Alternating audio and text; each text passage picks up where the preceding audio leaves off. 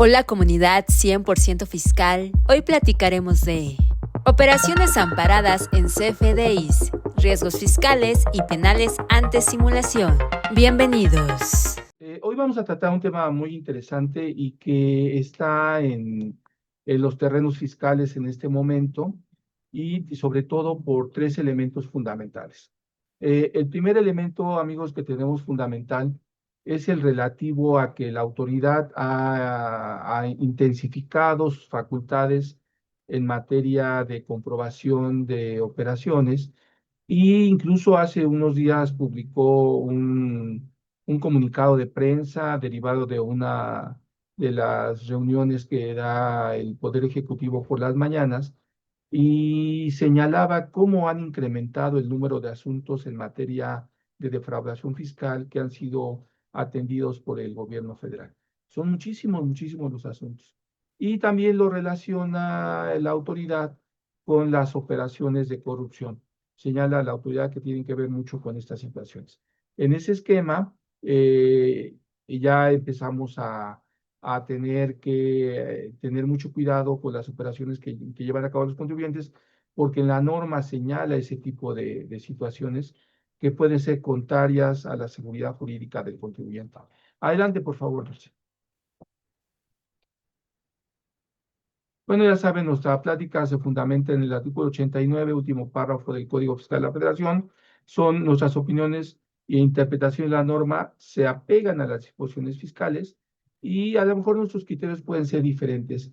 La opinión y el criterio puede ser diferente en razón de que la autoridad va a querer encapsular la norma desde el punto de vista eminentemente de interpretación y nosotros lo vamos a hacer desde el punto de vista jurídico. Adelante, por favor.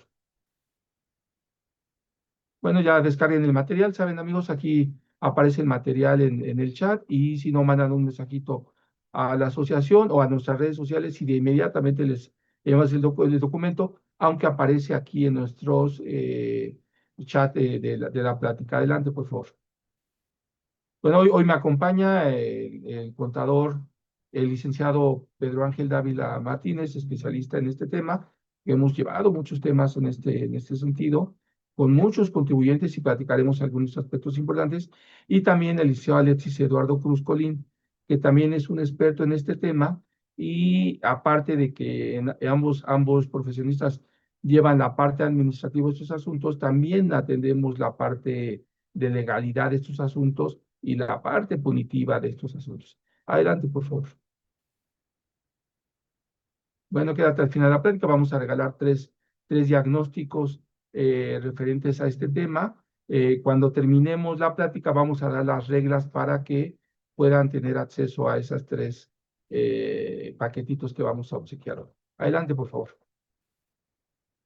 Bueno, amigos, ¿de qué platicaremos hoy, amigos? Vamos a ir poco a poco integrándonos a la plática. Hay mucha gente que está afuera, hemos recibido muchos mensajitos. El hecho es de que con las lluvias de ayer de la ciudad hay mucha gente que tiene problemas con internet, pero vamos a tratar de sacar adelante. A ver, amigos, ¿de qué estamos hablando? ¿De qué estamos hablando hoy en esta situación de los CFDIs que amparan operaciones inexistentes o simuladas? ¿Y cuál es el efecto que tiene esto con relación al contribuyente que recibe por parte de la autoridad una revisión o recibe una carta de invitación?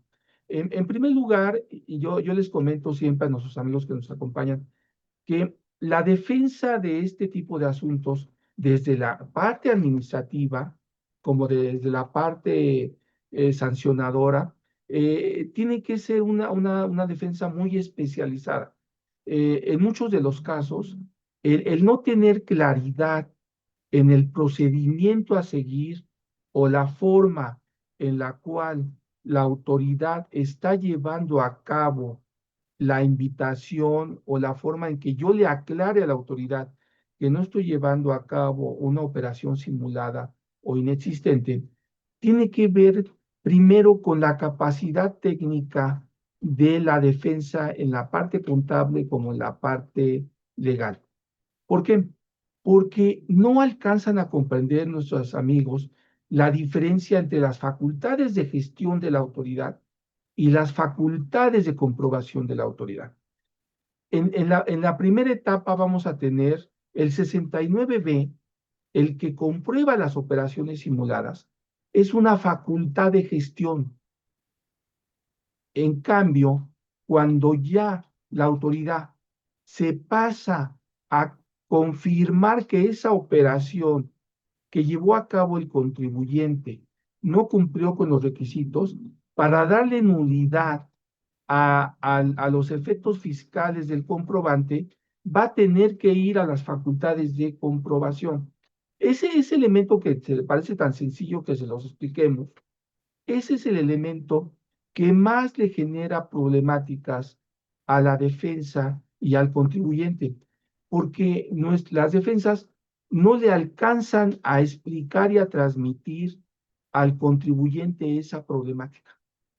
Si ustedes revisan todos los artículos que tenemos en materia de gestión de la autoridad nunca me va a señalar con qué documentos o pruebas le voy a demostrar que llevé a cabo esa operación, porque la facultad de gestión no enumera ni te dice, me tienes que traer esto, esto, esto y esto, y una lista, un checklist ahí de la situación. No, en las facultades de gestión no existen esa lista. Esto depende de la habilidad y de la capacidad técnica de la defensa. En cambio, en las facultades de comprobación, si ustedes leen los artículos 42, 48, 46, la autoridad sí me dice y me señala que le tengo que entregar. En cambio, en las facultades de gestión no existe esa lista. Por eso se complica aparentemente la defensa en este tema. ¿Y por qué entro con este mecanismo, Pedro? ¿Por qué entro con estos razonamientos, Alexis? Porque de ahí nace el análisis de los cefos y los ceros. Por eso cuando la autoridad, ahorita que explique Pedro, que explique Alexis, cuando me señala la autoridad que es un EFO y un EDO, la autoridad simplemente me dice, es aquel que no tiene capacidad técnica, materialidad, razón de negocio, infraestructura, pero no me dice cómo se lo voy a demostrar. Por eso va a explicarles el licenciado Pedro muy claramente por qué la autoridad, la defensa al EFO es diferente a la defensa al EDO. Y yo creo que muchos de los que estamos aquí saben perfectamente de qué estamos hablando cuando hablamos de una persona que realizó dos operaciones diferentes. Una operación simulada, ¿sí? Una operación simulada y una operación inexistente. Fíjense, en estos días hemos tenido muchos casos de operaciones inexistentes y de operaciones simuladas, ¿sí? Una operación inexistente no tiene nada, simplemente hay un CFDI ahí que está respaldado por una empresa que no tiene todos esos elementos, que lo explicará el licenciado Pedro, y una operación simulada es algo que sí existe, pero que utilizó el, la empresa, el contador, el fiscalista o utilizó algunas variantes dentro de la ley que a lo mejor le permitían bajar el impuesto. Y fíjense, aquí entramos en otro tema que ya le dejaré en unos minutos el micrófono al licenciado Pedro, de la diferencia, amigos juristas, amigos empresarios, la diferencia entre el fraude fiscal y el fraude a la ley y el fraude de ley. Por eso, si mi equipo técnico carece de esa capacidad para interpretación y análisis de la norma, la defensa carece de elementos sustanciales para obtener un resultado favorable. El fraude a la fiscal es aquel elemento, aquella actividad que va a impactar en el resultado fiscal. Ese es el fraude fiscal. Sujeto, objeto, base, tarifa. Ingresos menos deducciones, resultado fiscal, impuesto a pagar. Si al momento de yo modificar el ingreso, hice una modificación al ingreso, yo ya estoy, porque estoy haciendo una modificación a la base o agregué deducciones que no cumplían con los requisitos y por lo tanto el resultado fiscal me fue diferente, ahí estoy en un fraude fiscal. En cambio, en un fraude a la ley, a lo mejor el mismo resultado que me llevó a cabo a tener el resultado fiscal, lo ahora sí lo utilicé aplicando procedimientos ilegales. Por ejemplo, falsificando un documento, dándole efectos fiscales a un contrato que no lo tenía, se falsificó un permiso, se falsificó, en el caso, por ejemplo, de que tenemos muy común en defraudación fiscal, por ejemplo, pues, en problemas de hidrocarburos, ¿no? Vendo hidrocarburo, pero no tengo el origen de dónde salió ese hidrocarburo y todavía lo facturo. O tengo elementos fundamentales, por ejemplo, que la empresa que me prestó el servicio, los accionistas no aparecen, mi domicilio fiscal no está. Esto no movió la base.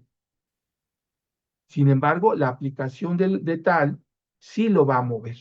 Entonces, hablaremos, amigo, de la diferencia de quiénes son los CEFOS y los EFOS. Y vamos a ver cómo la autoridad, con su capacidad técnica, va a detectar esa operación inexistente o simulada.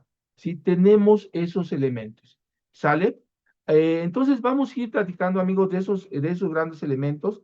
Vamos a hablar de la prisión preventiva oficiosa, de los riesgos que tenemos ahora con el nuevo poder judicial. ¿Cómo se van a valorar la prisión preventiva a través de la orden de aprehensión? ¿Quién va a determinar el juez de control? ¿Qué nos va a determinar en el amparo? Por eso, la primera recomendación fundamental es que tenemos que fortalecer nuestros esquemas de cuidado de la empresa, porque cuando lleguemos a aquel elemento va a ser muy difícil y no digo imposible, fíjense lo que estoy diciendo, no imposible, sino muy difícil que la defensa técnica la tengamos que fortalecer o amparar en elementos más fuertes, ¿no? Entonces, adelante, por favor, Dulce. Este es el elemento que les comentaba. Fíjense, este comunicado de prensa de la autoridad fiscal es del 2 de junio, ¿sí? Y fíjense, el SAT señala, se está fortaleciendo los mecanismos de combate a la corrupción y evasión fiscal. Dice la autoridad, fíjense, son casos enormes. Dice que de 2020 al 25 presentó 5.355 denuncias ante la Fiscalía General de la República, ¿sí? Entonces, el asunto es, no, luego me dicen muchas veces, no, Raúl, es que a lo mejor me estás asustando. No, no, no estoy asustando. Nuestra tarea es precisamente compartir información para que tomemos las decisiones nosotros y tengamos elementos para la toma de decisiones, ¿sí? Y fíjense, de esos elementos, la autoridad jurisdiccional y la autoridad punitiva llevó a cabo, ¿sí? 591 penas de prisión y cantidades enormes de reparación del daño, porque no nada más es que pues ya se fue detenido y ya privado de la libertad, pero también tiene que reparar el daño. Entonces, hay que tener mucho cuidado en los elementos. Adelante, por favor. Entonces, yo, Pedro, ya con esos elementos, quisiera invitar a Pedro para que me platicara, para que platiquemos sobre estos elementos, Pedro, que tienen que ver con estas operaciones y que nos tienen que explicar qué pasa cuando tenemos estas operaciones y en dónde las soportamos, ¿no, Pedro?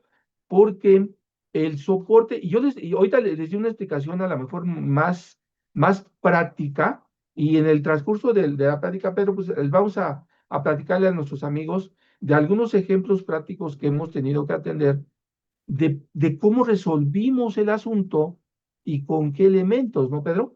Porque, porque dice la autoridad, el asunto no solamente es que la autoridad te diga, fíjense, es que en la defensa, ¿no, Pedro? Dice, en la defensa cuando el EFO, el emisor de facturas, lo quieren comprobar todo con los elementos básicos, cuando el problema técnico no es ahí, ¿no, Pedro?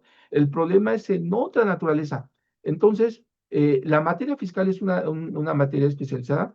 Me da mucho gusto aquí, Pedro, que están amigos aquí, clientes conocidos de despachos que trabajan con nosotros. Ahí un saludo a muchos de ellos que se encuentran, porque ya los iremos saludando. Pero el problema fundamental, Pedro, es otro, ¿no, Pedro? Oye, Pedro, entonces, ¿qué tiene que ver este 69? Y el problema de la defensa es que la defensa tiene que ubicar en primer lugar por qué surgió este 69. No surgió el 69 nada más para solamente tratar de bajar la presión del pago de impuestos, sino que tiene un fondo más fuerte, ¿no, Pedro? Correcto. Buenos días, comunidad 100% fiscal. Pues bueno, habiendo escuchado esta excelente introducción, pues justamente vamos a complementar algunos puntos de los que comenta el maestro Raúl, añadiendo a esta parte de la detección de los CEFOS y los CEDOS del 69 y sobre todo este contexto que va a haber de la prisión preventiva y sobre todo este esquema que está siguiendo en el tema de la política criminal, pues la Secretaría de Hacienda, ¿no? ¿Qué puntos tenemos que tener en cuenta respecto a lo que nos comenta el maestro Raúl? Pues esta reforma fiscal que hubo en el año 2014, donde justamente se integró este artículo 69, ¿con qué objetivo? Con combatir estas prácticas de evasión fiscal de los contribuyentes que emitían o utilizaban CFDIs que amparaban operaciones inexistentes o simuladas. ¿Cuál era la problemática que detectó la autoridad? Había contribuyentes, en este caso los CEDOS, adquirían estos CFDIs que amparaban estas operaciones inexistentes, les daban efectos fiscales para deducir sus gastos, gastos ficticios en este caso, y también los podían acreditar en el tema de IVA. ¿Para qué? Para tener un impuesto a su cargo menor, un impuesto a su cargo nulo o incluso saldos a favor. Este artículo se ha ido desarrollando a lo largo de los años, ha tomado más fuerza, que incluso desde antes de que saliera el 69 ya se empezaban a combatir estas prácticas. Y ahorita en la actualidad, las autoridades pues han seguido aumentando estos esfuerzos. Esta administración pues es un poco más agresiva. ¿Qué pasa? Hoy cualquier actividad relacionada con comprobantes fiscales falsos, así lo dice la reforma, como lo va a comentar más adelante el licenciado Alexis, ya puede aplicarse la prisión preventiva oficiosa. Entonces, vamos a ir viendo cómo estas medidas han aumentado para combatir estas prácticas. Siguiente, por favor. Vamos a hablar de la existencia de las operaciones amparadas en CFDIs. Ustedes ya saben que el comprobante fiscal digital por Internet, pues es el medio por el cual nosotros prácticamente sostenemos nuestras operaciones, amparamos nuestras operaciones para decirle al SAT, oye, llevé a cabo cierta operación. Y sabemos que en este CFDI se describen varios aspectos, como el bien o servicio que se está adquiriendo o recibiendo. Bueno, en este caso, obviamente el que lo emite es el que va a poner lo que va a prestar o va a entregar, su costo, los impuestos, la fecha en que se llevó a cabo la operación y otros aspectos, pues formales, ¿no? Muy importante, y lo va a comentar también el licenciado Alexis, estos FDI siempre son auténticos. Sin embargo, ¿qué puede llegar a pasar? Que las operaciones amparadas en estos FDIs pueden llegar a no ser reales. ¿Esto qué genera? Que la autoridad para analizar que estas operaciones existan va a analizar elementos de fondo como la materialidad, la fecha cierta, la razón de negocios y la sustancia económica que vamos a ver al final de la sesión. ¿Qué pasa con esto? Que elementos como los FDIs, los contratos, los registros en contabilidad o incluso las transacciones de dinero que tenemos relacionadas a estas operaciones, pues ya resultan insuficientes para nosotros acreditarle a la autoridad que la operación existió. Y por eso se analizan estos elementos de fondo que van más allá. Siguiente, por favor. Sí, pero fíjate que qué interesante eso que tú señalas. Fíjense, fíjense, ya tenemos, pues técnicamente 11 años con esta reforma, ¿no, Pedro? Y saludos ahí a Omar López. Fíjate, Omar, desde cuando se presentó la iniciativa, Omar, ya la autoridad te había dicho que ella no iba nada más por los elementos técnicos, ¿no? Quiero ver que la operación se llevó a cabo, ¿no, Pedro? ¿Y cuál ha sido las defensas? las defensas se han ido solamente por la parte documental, ¿no, Pedro? Y cuando la autoridad dice, no, no, no, no, no, un EFO y un EDO esconden tras de sí una operación que no existió, por eso dice la norma, operaciones simuladas, ¿sí? O inexistentes. Pero la capacidad técnica, por eso hemos logrado muchos asuntos positivos a favor del contribuyente, pero la gran diferencia, Pedro, es esto que tú tienes muy claro, ¿no? ¿Cuál es la diferencia entre el EFO y el EDO? ¿Y cuál es la diferencia entre el medio de defensa de uno y otro, Pedro? Exacto, son diferenciados e incluso cada quien tiene que demostrar distintas cosas a la autoridad para desvirtuar que no son unos cefos o no son unos cedos, ¿no? Entonces, justamente vamos a entrar a esta parte, ¿qué son los efos y los cedos? Siguiente, por favor. Seguramente ya los han llegado a escuchar. Los CEFOs son las empresas que facturan estas operaciones simuladas, es decir, son los que emiten estos CFDIs que amparan las operaciones inexistentes o simuladas, lucran con ellos, generalmente los venden, pero ¿qué pasa con estos CFDIs? Los emiten sin tener la capacidad directa o indirecta para prestar los servicios, producir, comercializar o entregar los bienes que se amparan en estos comprobantes fiscales. ¿Por qué? Porque la autoridad va a detectar que estas empresas, que no necesariamente tienen que ser personas morales, también pueden ser incluso personas físicas, no tienen activos, no tienen infraestructura, no tienen capacidad material, no tienen personal y además no tienen un domicilio localizable. Entonces, cuando estos elementos no se encuentran, la autoridad va a presumir que estas operaciones que están amparadas en los FIs que emitieron, pues no se llevaron a cabo. Siguiente, por favor. Y fíjate, Pedro, te voy a hacer un pequeño paréntesis ahí. La primera pregunta que siempre nos hacen nuestros amigos cuando ya estamos, ya digamos, ya cuando es una persona que estamos apoyándola, es que me dicen, ¿y cómo sabe la autoridad fiscal que yo no tengo esos elementos?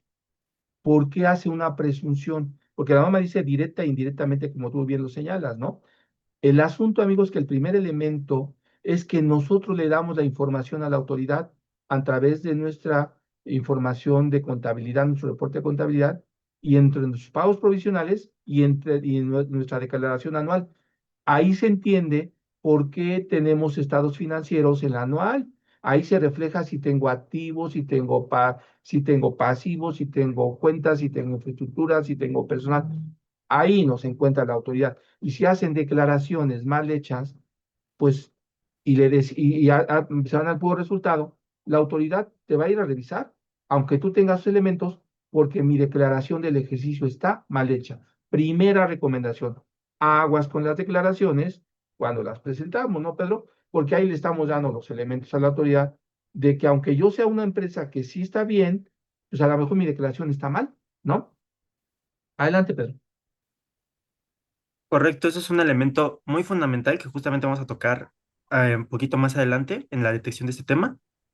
Y siguiendo con la lógica de los CEFOs, ahora los CEDOs, van a ser los CEDOs los que deduzcan estas operaciones simuladas, van a adquirir los CFDIs de los CEFOs a precios bajos, obviamente, para simular estos gastos de operación, le van a dar efectos fiscales para deducir estos gastos, y esto les va a permitir, obviamente, disminuir la base gravable del impuesto sobre la renta y, como les comenté anteriormente, incluso acreditar el impuesto al valor agregado, obteniendo otra vez, como les comenté, un impuesto a su cargo menor, un impuesto a su cargo nulo o un saldo a favor. Siguiente, por favor.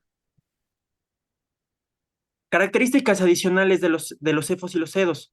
Pues los CEFOs en primera instancia se constituyen, aparentan que cumplen con sus obligaciones fiscales, pero luego las empiezan a incumplir y desaparecen. Generalmente comparten domicilio con otros contribuyentes o se ubican en zonas marginadas, virtuales o ficticias.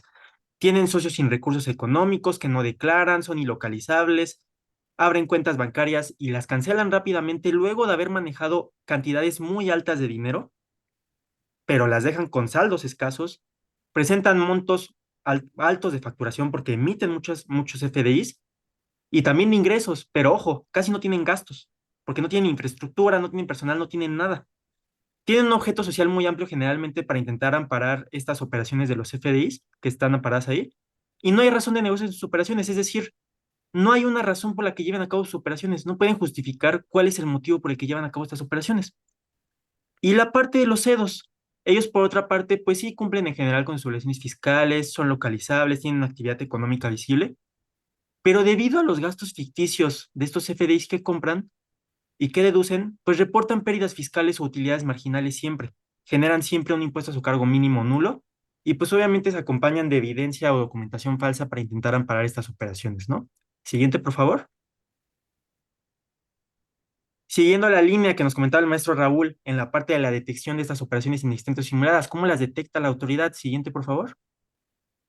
Bueno, aquí el punto angular es el CFDI. ¿Por qué? Porque el CFDI lo valida el SAT en tiempo real y está vinculado automáticamente a su sistema. Esto permite que el SAT monitoree en tiempo real a los contribuyentes y que se automatice su emisión, recepción y almacenamiento en las bases de datos del SAT. ¿Qué pasa con este CFDI? El CFDI, la autoridad fiscal, mediante este CFDI y otros elementos que vamos a ver ahorita, busca inconsistencias en las operaciones. ¿Qué inconsistencias?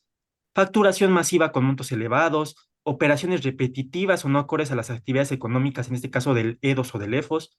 Y en la parte del EFOS específicamente, pues va a encontrar que hay muchos ingresos, pero gastos bajos o nulos, como les comenté. Y en la parte de los EDOS, pues muchos gastos deducibles que son demasiado altos, pero poco comunes, ¿no? Siguiente, por favor.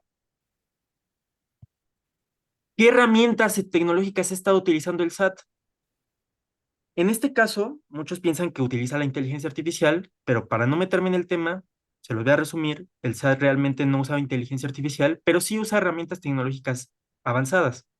¿Cuáles son algunas de estas? El Big Data y la automatización de procesos. ¿Qué hace la autoridad? Hace un análisis masivo de datos, la cruza la información. ¿Qué información cruza? Los FDIs, la información del RFC, de nuestra constancia de situación fiscal, las declaraciones, los pagos provisionales, la declaración informativa de operaciones con terceros. También va a cruzar la información de cuentas bancarias, va a cruzar la información que le den otras autoridades como el IMSS, que el IMSS va a ser fundamental para detectar que no haya personal en estos CEFOS, registros públicos de entidades federativas, de otras autoridades extranjeras. Entonces la autoridad tiene esta capacidad de Big Data y de cruzar esta información y empieza a detectar estas inconsistencias.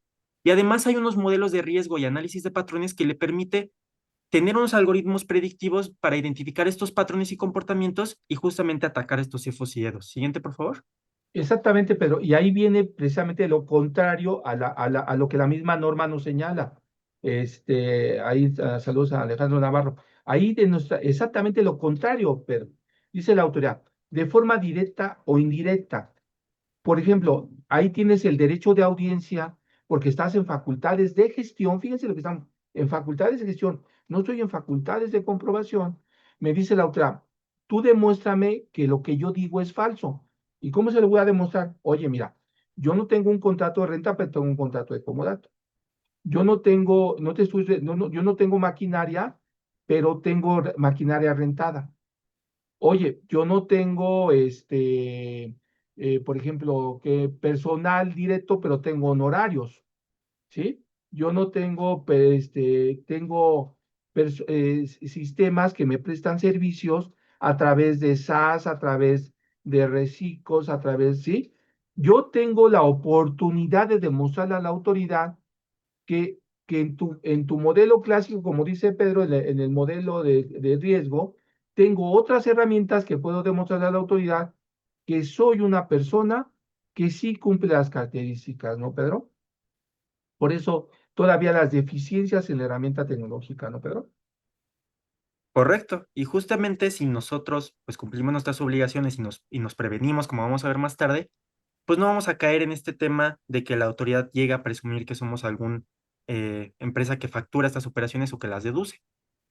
Siguiendo la línea, con el uso de estas herramientas tecnológicas, ¿qué hace el SAT? ¿O qué facilidad tiene el SAT?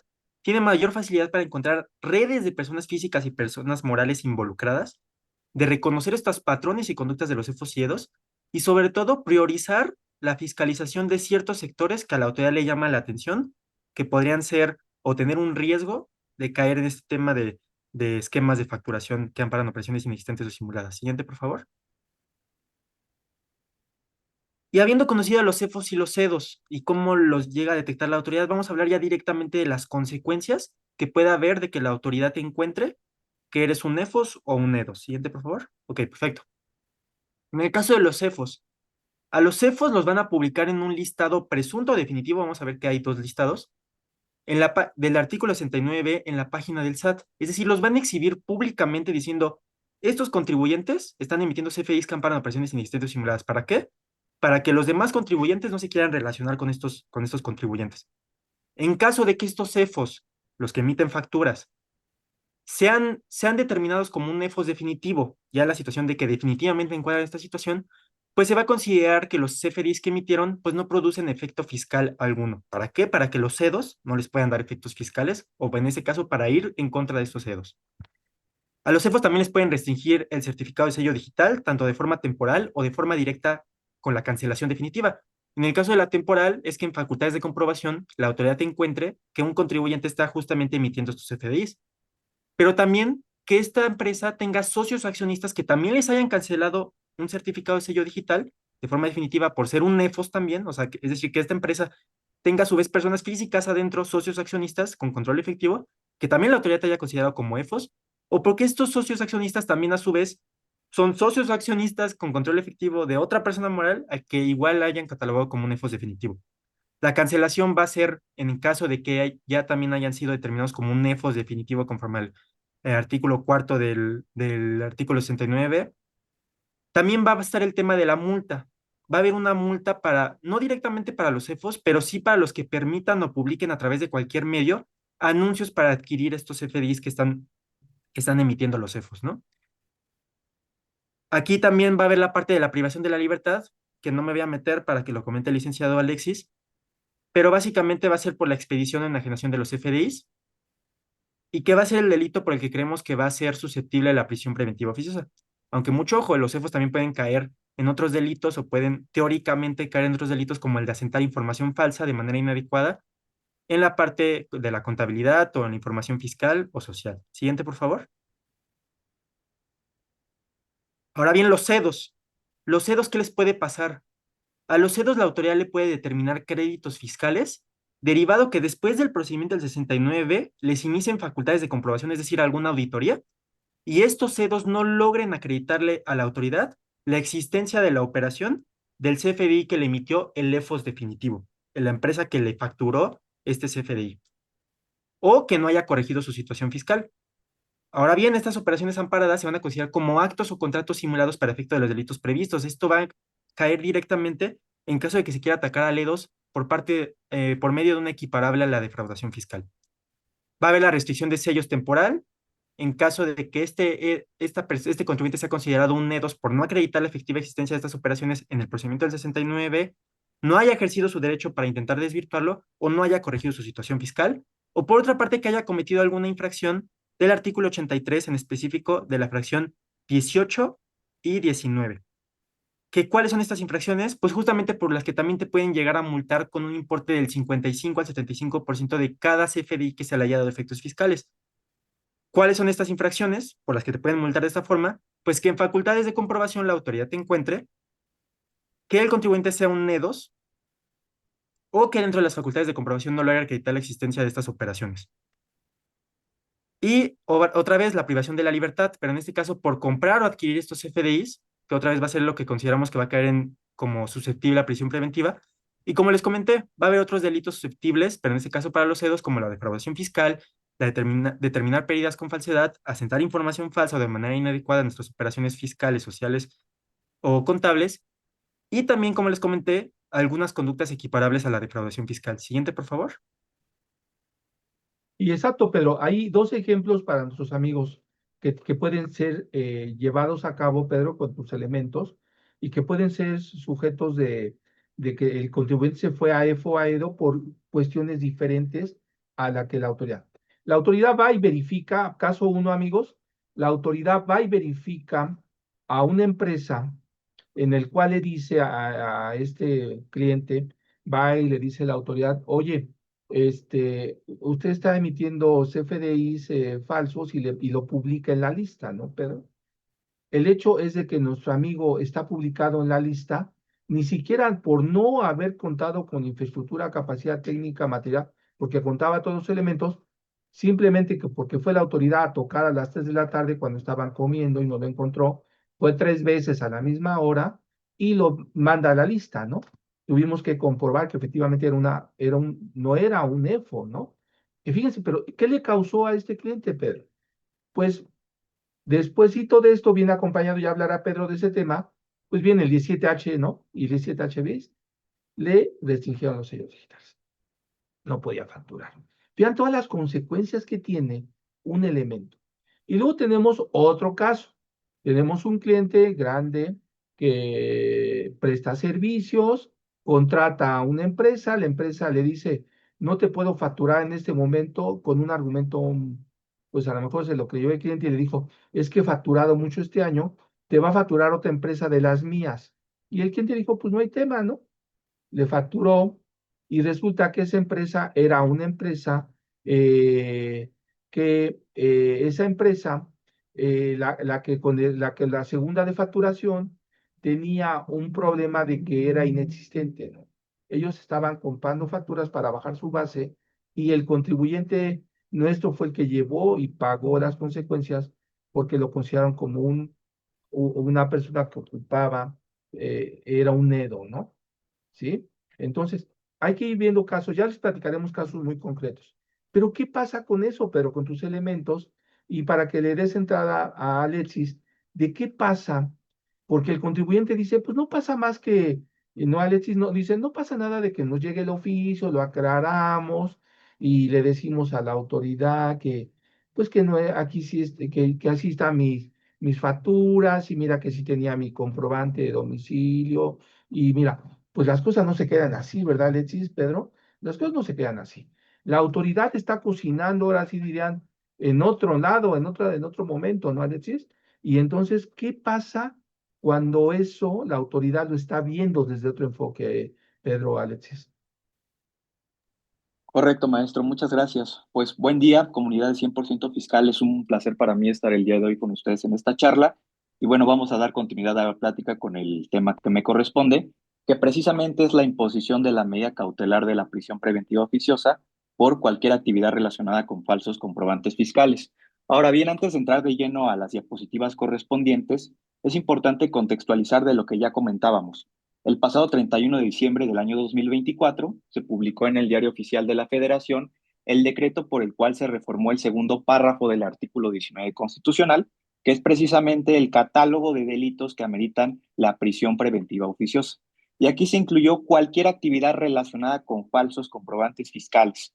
Debe puntualizarse que se habla de falsos comprobantes fiscales y actualmente en nuestra legislación fiscal no vamos a encontrar este término ni una definición. Lo que sí tenemos son conductas relacionadas con el uso de comprobantes fiscales que amparan operaciones inexistentes o simuladas y que precisamente son castigadas desde el derecho penal. Esto es precisamente las conductas a que hace alusión el artículo 113 bis del Código Fiscal de la Federación y que podemos vislumbrar aquí. En concreto, se va a establecer una pena de 2 a 9 años de prisión para aquellas personas que por sí mismas o inclusive a través de otras personas expidan o enajenen estos comprobantes fiscales que amparan las operaciones inexistentes o simuladas. Podemos ver que estos dos primeros verbos rectores son atribuibles a los CEFOS, a las empresas que facturan estas operaciones. Y por su parte, para quienes les dan efectos fiscales, la conducta que se va a ser punible por el derecho penal será quienes las compren o las adquieran. Ahora bien, este artículo 113 bis también prevé una conducta equiparable, que es que se permita o se publique a través de cualquier medio anuncios para que se adquieren o se enajenen. Incluso el licenciado Pedro Dávila ya mencionaba que esto en el terreno fiscal es una infracción que amerita la imposición de una multa. La siguiente, por favor. Ahora, es importante también tener en cuenta que este delito, estas conductas previstas en el artículo 113 bis, también se pueden perseguir, al igual que la defraudación fiscal incluso, de manera simultánea con el delito de lavado de dinero, es decir, con el delito de operaciones con recursos de procedencia ilícita, y este último es susceptible de ser vinculado con la delincuencia organizada. Por eso hay que tomar muy en serio este tema. Siguiente, por favor. Ahora, más allá de la responsabilidad penal en la que se pueda incurrir, durante el proceso penal, durante toda la secuela procesal, lo cierto es que hay que tener cuidado con la prisión preventiva oficiosa per se como medida cautelar. Aquí es importante mencionar de manera genérica que la prisión preventiva como medida cautelar se encuentra dentro de un catálogo de medidas cautelares. Nosotros vamos a encontrar en el Código Nacional de Procedimientos Penales un catálogo de 14 medidas cautelares que va de la menos lesiva, llamémosle así, a la más lesiva. Y en este caso, la prisión preventiva es la medida excepcional, es decir, debe ser la que se imponga como última instancia, como última oportunidad. ¿Qué implica la prisión preventiva oficiosa? Bueno, que durante todo el proceso penal, el contribuyente, que en este caso va a ser imputado, sea ingresado a un centro de reclusión donde se va a mantener privado de su libertad. ¿Esto por qué se impone de esta manera? Pues porque es una exigencia normativa tanto en la Constitución, en el artículo 19, como en su correlativo, el artículo 167 del Código Nacional de Procedimientos Penales, que se imponga de esta manera. Es decir, a diferencia, por ejemplo, de la prisión preventiva, ojo, justificada, aquí el Ministerio Público de la Federación no tiene por qué acreditar que existe un riesgo procesal. ¿Qué riesgos procesales tenemos? Pues que el imputado se pueda sustraer de la acción de la justicia, que pueda obstaculizar el proceso, es decir, impedir la investigación, o que incluso pueda ocasionar un daño o peligro a la víctima. Pero en este caso se impone de manera automática. De ahí su gravedad que representa para la sociedad. Ahora, debemos tener en cuenta que si bien ya se declaró inconvencional por la Corte Interamericana, porque precisamente no hay un debate, no hay un control judicial previo, y esto impacta en la presunción de inocencia, en la libertad personal, en el principio de contradicción que debe imperar en el sistema penal acusatorio, pues lo cierto es que sigue aplicándose de manera automática. Y pues bueno, aquí hay una opción. El propio Código Nacional de Procedimientos Penales prevé que cuando el Ministerio Público advierta que la prisión preventiva oficiosa no es proporcional, sí puede solicitarle al juez que no le imponga y entonces deberá tener la tarea de justificar si existe esa necesidad de cautela para imponer otra medida cautelar y en su caso para justificar la prisión preventiva justificada. ¿Podemos seguir con la otra diapositiva, por favor? Bien, ahora este es el decreto al que ya hacíamos alusión y donde precisamente se habla de cualquier actividad relacionada con falsos comprobantes fiscales. Ojo aquí, tener en cuenta que se establece en los términos que fije la ley y también más adelante podemos ver que el propio legislador puso un candado, que no se hagan interpretaciones análogas, extensivas y que se atienda a la literalidad. La siguiente, por favor. ¿Por qué es Súper importante importante? eso, perdón, Alexis, súper importante esa interpretación en la defensa, ¿no, Alexis? Súper importante, porque la capacidad técnica va a depender de ese análisis, ¿no, Pedro?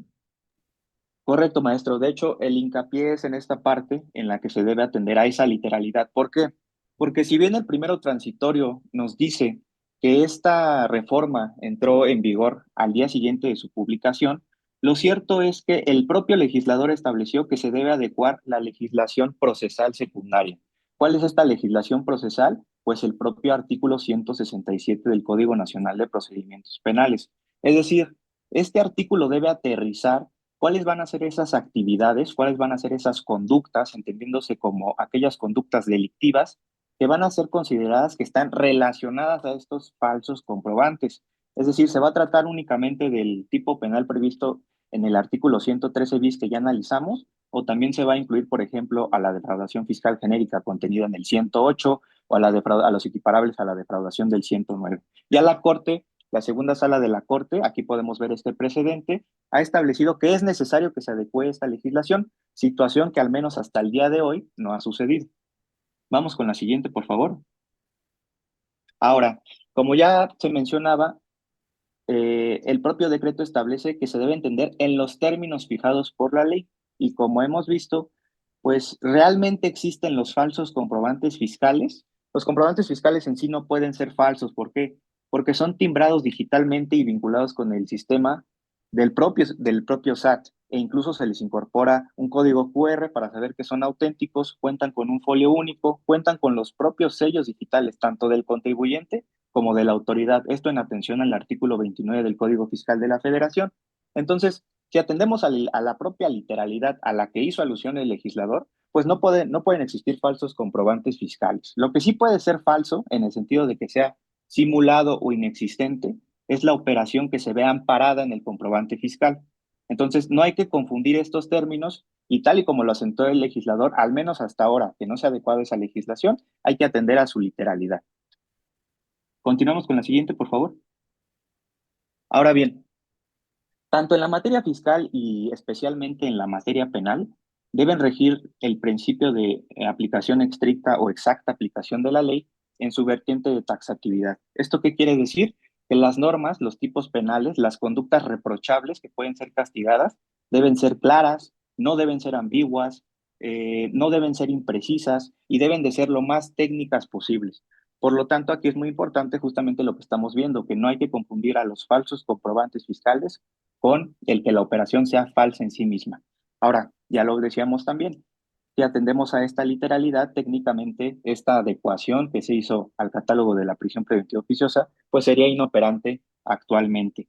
Sin embargo, como ya lo platicaba el maestro Raúl al inicio de esta plática, pues estamos viviendo un contexto de política fiscal y de política criminal en el que la Secretaría de Hacienda y Crédito Público, ya sea a través de la Procuraduría Fiscal de la Federación o del propio Servicio de Administración Tributaria, pues están generando muchos esfuerzos para combatir la corrupción en el marco de estos delitos, de la evasión fiscal, del lavado de dinero y, por supuesto, de los comprobantes fiscales que amparan estas operaciones inexistentes o simuladas. Entonces, le están dando todo el peso para poder combatir esto y también es de conocimiento que acabamos de transicionar hacia un nuevo esquema de elección de los integrantes de nuestro Poder Judicial y no sabemos qué postura o a qué criterios van a ser afines estos y de qué manera van a resolver todo esto que nosotros nos estamos planteando desde el plano jurídico académico y pues esto evidentemente ocasiona una falta de certeza jurídica, una incertidumbre para el contribuyente.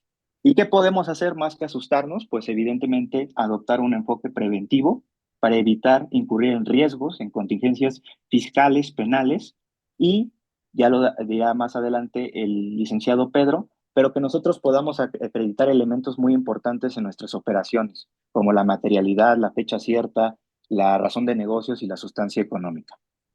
¿Continuamos? Y exacto, Bien, Alexis, exacto, eso que tú señalas es lo más importante en este momento, ¿no? Hay que, ante el contexto en el que nos encontramos y en un enfoque preventivo, tomar las medidas. Entonces, hemos estado revisando muchas empresas que se han acercado y hemos estado revisándolas, sobre todo porque nos señalaban, ¿no? Pedro, Alexis, decían, oye, yo creo que mis operaciones están bien hechas, que no aparecen en la lista de mis proveedores ni mis clientes. O sea, puedo ir por los dos lados, pero ¿realmente es suficiente ese análisis? Pues nosotros hemos estado haciendo un documento que se llama ¿Quiénes somos? Y en el que buscamos los elementos que debe cumplir toda la empresa, una especie de compliance ahí fiscal, sobre todo preventivo, sobre todo empresas que manejan operaciones muy relevantes. Y sobre todo, ¿no, Alexis, Pedro? Sobre los montos que son muy pequeñitos con relación al impuesto defraudado de la autoridad y que puede tener un impacto. No es lo mismo una empresita que factura 3 millones o 2 millones anual, pues nunca va a alcanzar esos montos con relación a una empresa que factura 100 millones o 200 millones. El impacto se abre. Ahí no hay equidad de ley, ¿no, Alexis? No hay equidad en la sanción. Ya diría un buen amigo de nosotros, no tiene los elementos para equiparar. También es un elemento de defensa más adelante. ¿Y qué pasa, Alexis, con esos errores que cometió el legislador en este momento, cuando ya debería estar adecuado el mecanismo o por lo menos ratificado, ¿no, Alexis? correcto, maestro. Aquí únicamente a manera de comparativo para que nuestros amigas y amigos puedan vislumbrarlo. Incluso anteriormente ya el legislador había intentado incorporar al catálogo del Código Nacional de Procedimientos Penales este delito previsto en el artículo 113 bis, es decir, trasladó la figura de la legislación especial en la materia, que es el Código Fiscal, y lo hizo de una manera correcta, es decir, puso los verbos rectores, las conductas, situación que pues evidentemente no aconteció así en este nuevo decreto por el cual se reformó el 19 constitucional. Continuamos con la siguiente, por favor. Bien, ahora, ¿cómo podemos aterrizar ya de manera práctica el cómo se impone, cómo se aplica la prisión preventiva oficiosa en el procedimiento, en el proceso penal? Bien, debemos tener primero en cuenta que por regla general, el contribuyente no va a tener conocimiento de que se le está siguiendo una investigación en su contra por parte de la autoridad hacendaria y de la autoridad ministerial. ¿Por qué por regla general? Pues si bien existen otras formas de conducción como son los citatorios, en los cuales nosotros podemos acudir en libertad a la audiencia inicial, lo que sucede más en la práctica es que por la trascendencia, el alto impacto de los delitos y esta política criminal de la cual hablamos, pues se va a tratar de desarrollar en sigilo la investigación para que el contribuyente pues no se sustraiga de la acción de la justicia y pueda garantizarse su comparecencia al proceso penal. En ese sentido, pues el juez de control, a petición de la autoridad ministerial, va a librar o va a emitir una orden de aprehensión para que pues el imputado pueda ser conducido a proceso. Ahora bien, estas órdenes de aprehensión por lo general se solicitan y se conceden bajo la justificación de que existe una necesidad de cautela a la que ya hacíamos alusión. La necesidad de cautela es que exista un riesgo procesal y se apoya muchísimo en que es catalogado como un delito grave. Si bien la primera sala de la Suprema Corte ya ha establecido que el hecho de que el delito sea grave, es decir, que el delito sea de aquellos que ameritan prisión preventiva oficiosa, no es un argumento para que se otorgue en automático, digámoslo así, la orden de aprehensión. Lo cierto es que en la práctica es un argumento muy fuerte, muy sólido y que contribuye a que se puedan otorgar estas órdenes de aprehensión de una manera, digámoslo, más fácil. Una vez que la policía ministerial, que está bajo el mando y conducción de la autoridad ministerial, ejecuta la orden de aprehensión, pues ya llevará al contribuyente al centro de justicia correspondiente para que se le dé aviso al Ministerio Público y ésta pueda solicitar al juez de control la audiencia inicial. Ahora bien, esto es en el marco de la orden de aprehensión, pero ya cuando estamos en la audiencia inicial, un acto procesal va a ser el debate de las medidas cautelares. En el debate de las medidas cautelares ya se va a analizar si existe precisamente estos riesgos procesales, pero cuando es prisión preventiva oficiosa, esta imposición va a ser de manera automática. Aunque el Ministerio Público tenga la posibilidad de decirle al juez, su señoría, esta medida cautelar, esta petición es desproporcional porque la Corte Interamericana ya la declaró inconvencional. Lo más seguro y lo que sucede en la práctica es que el juez de control la va a imponer de manera automática, de manera oficiosa, y el imputado pues va a quedar privado de su libertad en este centro de reclusión hasta que finalice el proceso.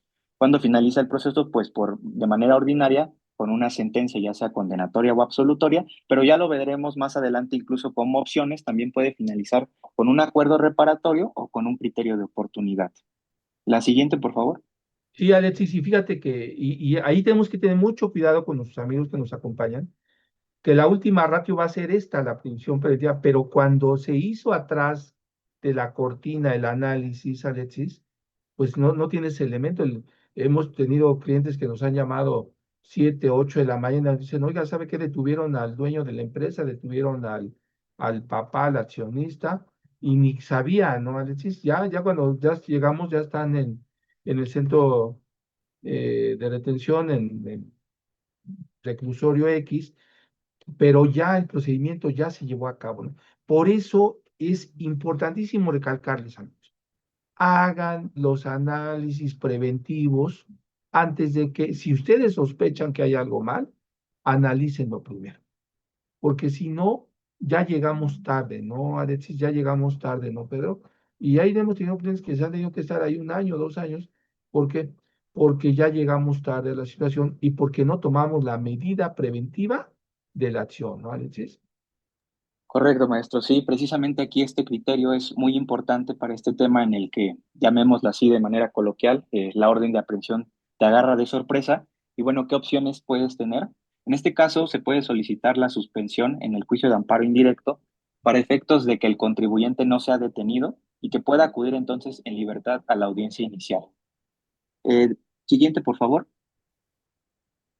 Ahora bien, este criterio al que hacía alusión es combatir la orden de aprehensión en sí misma. Este que podemos ya ver aquí es combatir la imposición de la medida cautelar ya en la audiencia inicial.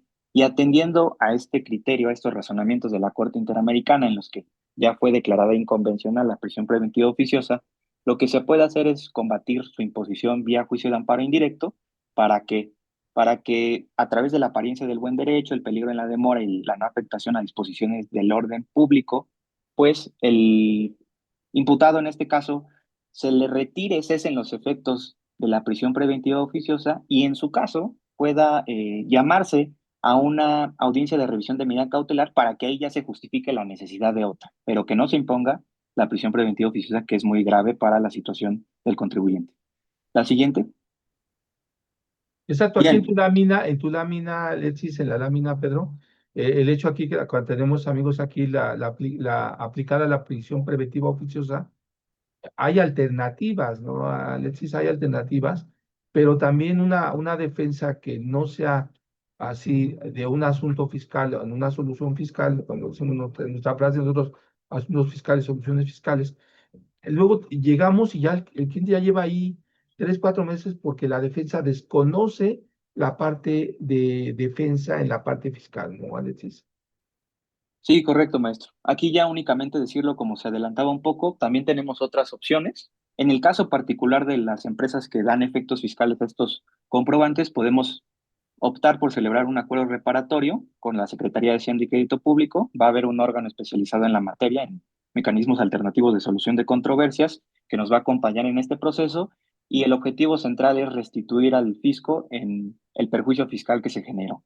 Además, también puede haber otro tipo de, llamémosle, acciones que se pueden implementar a raíz de este acuerdo, como es promover el cumplimiento de obligaciones fiscales. Lo podemos hacer desde que tenemos la querella de la Secretaría de Hacienda y Crédito Público. Se va a aprobar respectivamente ya sea por fiscalía o por juez de control, y de cumplirse en sus términos, pues se extinguirá la acción penal y se va a sobreseer la causa, es decir, pues el asunto habrá acabado. La siguiente, por favor. Y bueno, ya más bien una alternativa que más que un medio alternativo de solución de controversias es una forma de terminación de la investigación, así lo refiere el Código Nacional, pues es para los EFOS, para quienes facturan estas operaciones. En ese sentido, lo que se trata de hacer es que estos puedan, llamémosle así, cooperar con la autoridad ministerial para que puedan aportar información que permita dar con el beneficiario final del delito. ¿Quién es ese beneficiario? Pues el que dio efectos a estos comprobantes que amparan operaciones inexistentes o simuladas, que es el EDOS. Y es el EDOS quien ya debe de garantizar el daño. En ese sentido, pues debe acudir el EFOS a la audiencia de juicio oral para que verdaderamente pueda dar su testimonio.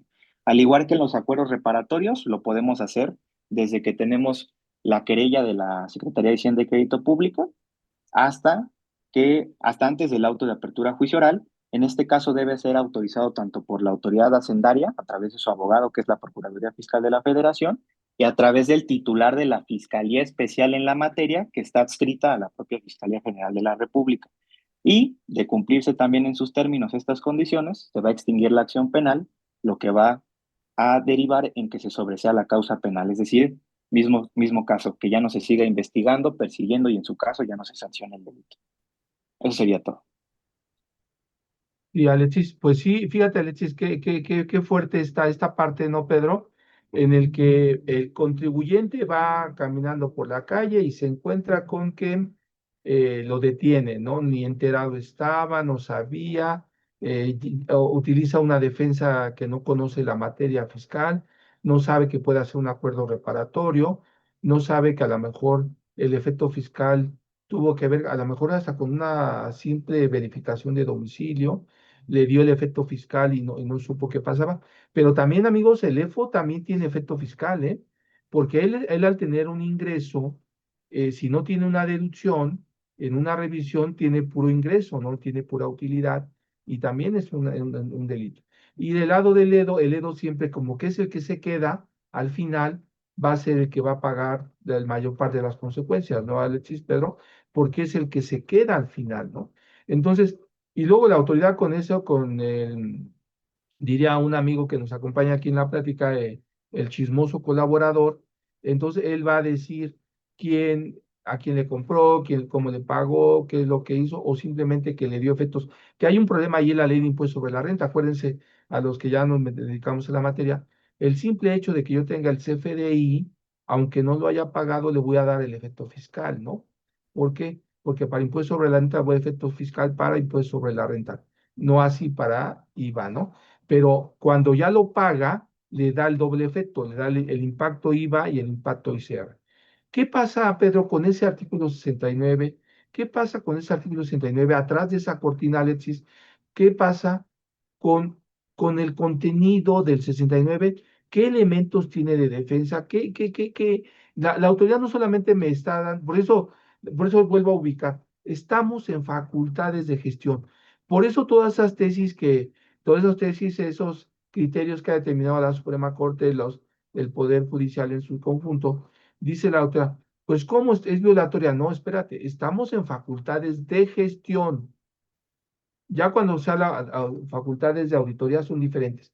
Por eso la autoridad da esos criterios y ahí cuando nuestros compañeros nos hacen esos comentarios, pues les tenemos que explicar, espérate, La autoridad no está en facultades de comprobación, está en facultades de gestión. Por eso cuando te cancelan los sellos digitales, también te dice, oye, espérate, yo lo único que quiero es que me compruebes que llevaste a cabo la operación. Y mientras no me lo compruebes, no te voy a liberar tus sellos.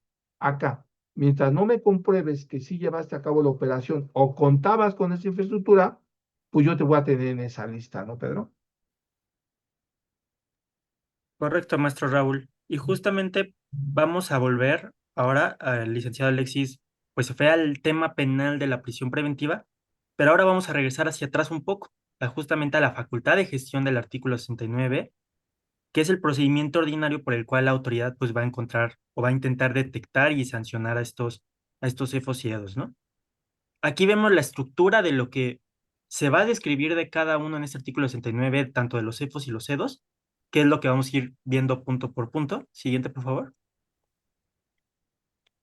Y antes de entrar a estos puntos, que vamos a ver primero los CEFOS y luego los EDOS, en relación al 69, hay que tener en cuenta que la autoridad puede sustanciar sus resoluciones del 69 usando información que le den terceros colaboradores fiscales. ¿Quiénes son estos terceros colaboradores fiscales? Pues personas que sin haber participado en estas actividades relacionadas a los FIs que amparan operaciones inexistentes o simuladas, pues den voluntariamente información a la autoridad sobre estos contribuyentes que saben, expidieron, enajenaron, compraron, adquirieron estos FDIs. Estos terceros colaboradores fiscales pues tienen una identidad de carácter reservada y en su caso tienen recompensas como entrar a sorteos de la lotería fiscal. Entonces, nada más como comentario de cómo la autoridad incluso puede llegar a substanciar este procedimiento con información que le den otras personas de forma voluntaria. Siguiente, por favor. Vamos a entrar a la parte de EFOS del 69. Siguiente, por favor. Ya vimos cuáles son los motivos para considerar a los contribuyentes como EFOS, que no tengan la capacidad para prestar los servicios o producir, comercializar o entregar los bienes que se amparan en los FDIs que emiten. ¿Por qué? Porque como ya lo comentamos, no tienen infraestructura, no tienen activos, no tienen domicilio localizable, no tienen capacidad material, no tienen personal. Y al no tener estos elementos, la autoridad va a presumir que las operaciones que se llevaron que las operaciones que se amparan en estos FDIs que emitieron, pues no se llevaron a cabo. Siguiente, por favor. Ojo, un motivo adicional para considerar a los contribuyentes como EFOS que que es un contribuyente emita CFDIs que soportan operaciones realizadas por otro contribuyente o con los activos, personal, infraestructura o capacidad material de otro contribuyente al que en ese periodo le hayan restringido sus sellos digitales. Entonces, mucho ojo, porque muchas veces cuando le restringen los sellos digitales a una empresa, utilizan otra empresa para intentar facturar las operaciones de esta empresa que le restringieron los sellos y esta empresa que está emitiendo estos FDIs por esta empresa a la cual le restringieron los sellos, la va a considerar la autoridad como un EFOS. Entonces, mucho ojo y mucho cuidado, porque sí es un tema delicado el tema de la restricción de sellos, porque puede ahora transformarse a un tema de operaciones inexistentes o simuladas. Siguiente, por favor. Publicación en el listado del artículo 69 como presuntos EFOS. Una vez que la autoridad encuentre estas conductas en un contribuyente, lo que va a hacer la autoridad es publicarlo en un listado, como dice aquí, presunto. Le va a decir al contribuyente, yo considero que eres un EFOS. Te voy a notificar por buzón tributario, te voy a exhibir públicamente ya desde que eres presunto, te voy a publicar en el DOF también, en el Diario Oficial de la Federación, exhibiéndote, y te voy a dar la oportunidad de que me desvirtúes que no eres un EFOS. Siguiente, por favor. Aquí podemos ver cómo se ve el listado del 69. Aquí podemos ver cómo salen abajo los archivos disponibles y salen justamente los listados, salen los definitivos, es decir, los contribuyentes que la autoridad considera que definitivamente son personas que emiten estos FIs que amparan operaciones inexistentes o simulados. Salen los desvirtuados, es decir, los contribuyentes que sí lograron desvirtuar esta presunción. Los presuntos, que son los que vimos en la slide anterior, que la autoridad le dice, oye, yo considero que eres un EFOS o los que obtuvieron sentencias favorables a través de medios de defensa que demostraron que no eran nefos. Siguiente, por favor. ¿Y cuál es el trámite procesal, digamos, de cómo se desvirtúa esta presunción? Como les comenté, el contribuyente va a ser notificado de esta presunción de, oye, contribuyente, considero que eres una persona que emite CFDIs que amparan operaciones inexistentes o simuladas. Este contribuyente va a tener un plazo de 15 días para manifestar o aportar información para desvirtuar esta presunción.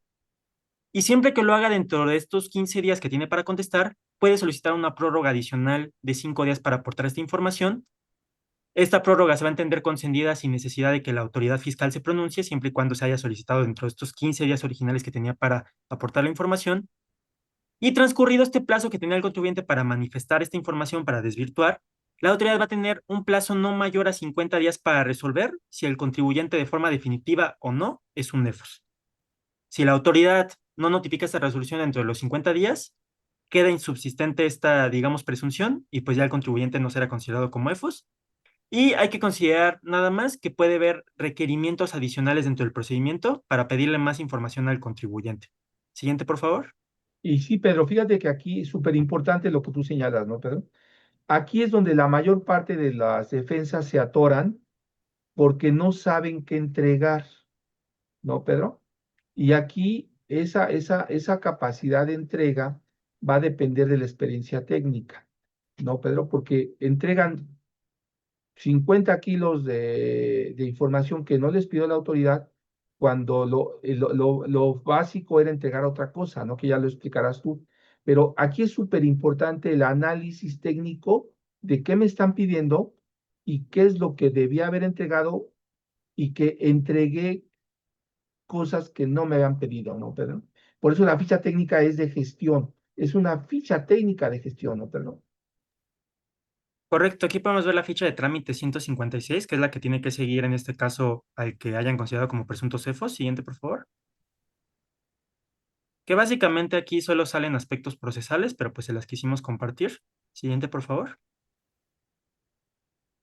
Ahora, mucho ojo con lo que comentaba el maestro Raúl ahorita, justamente.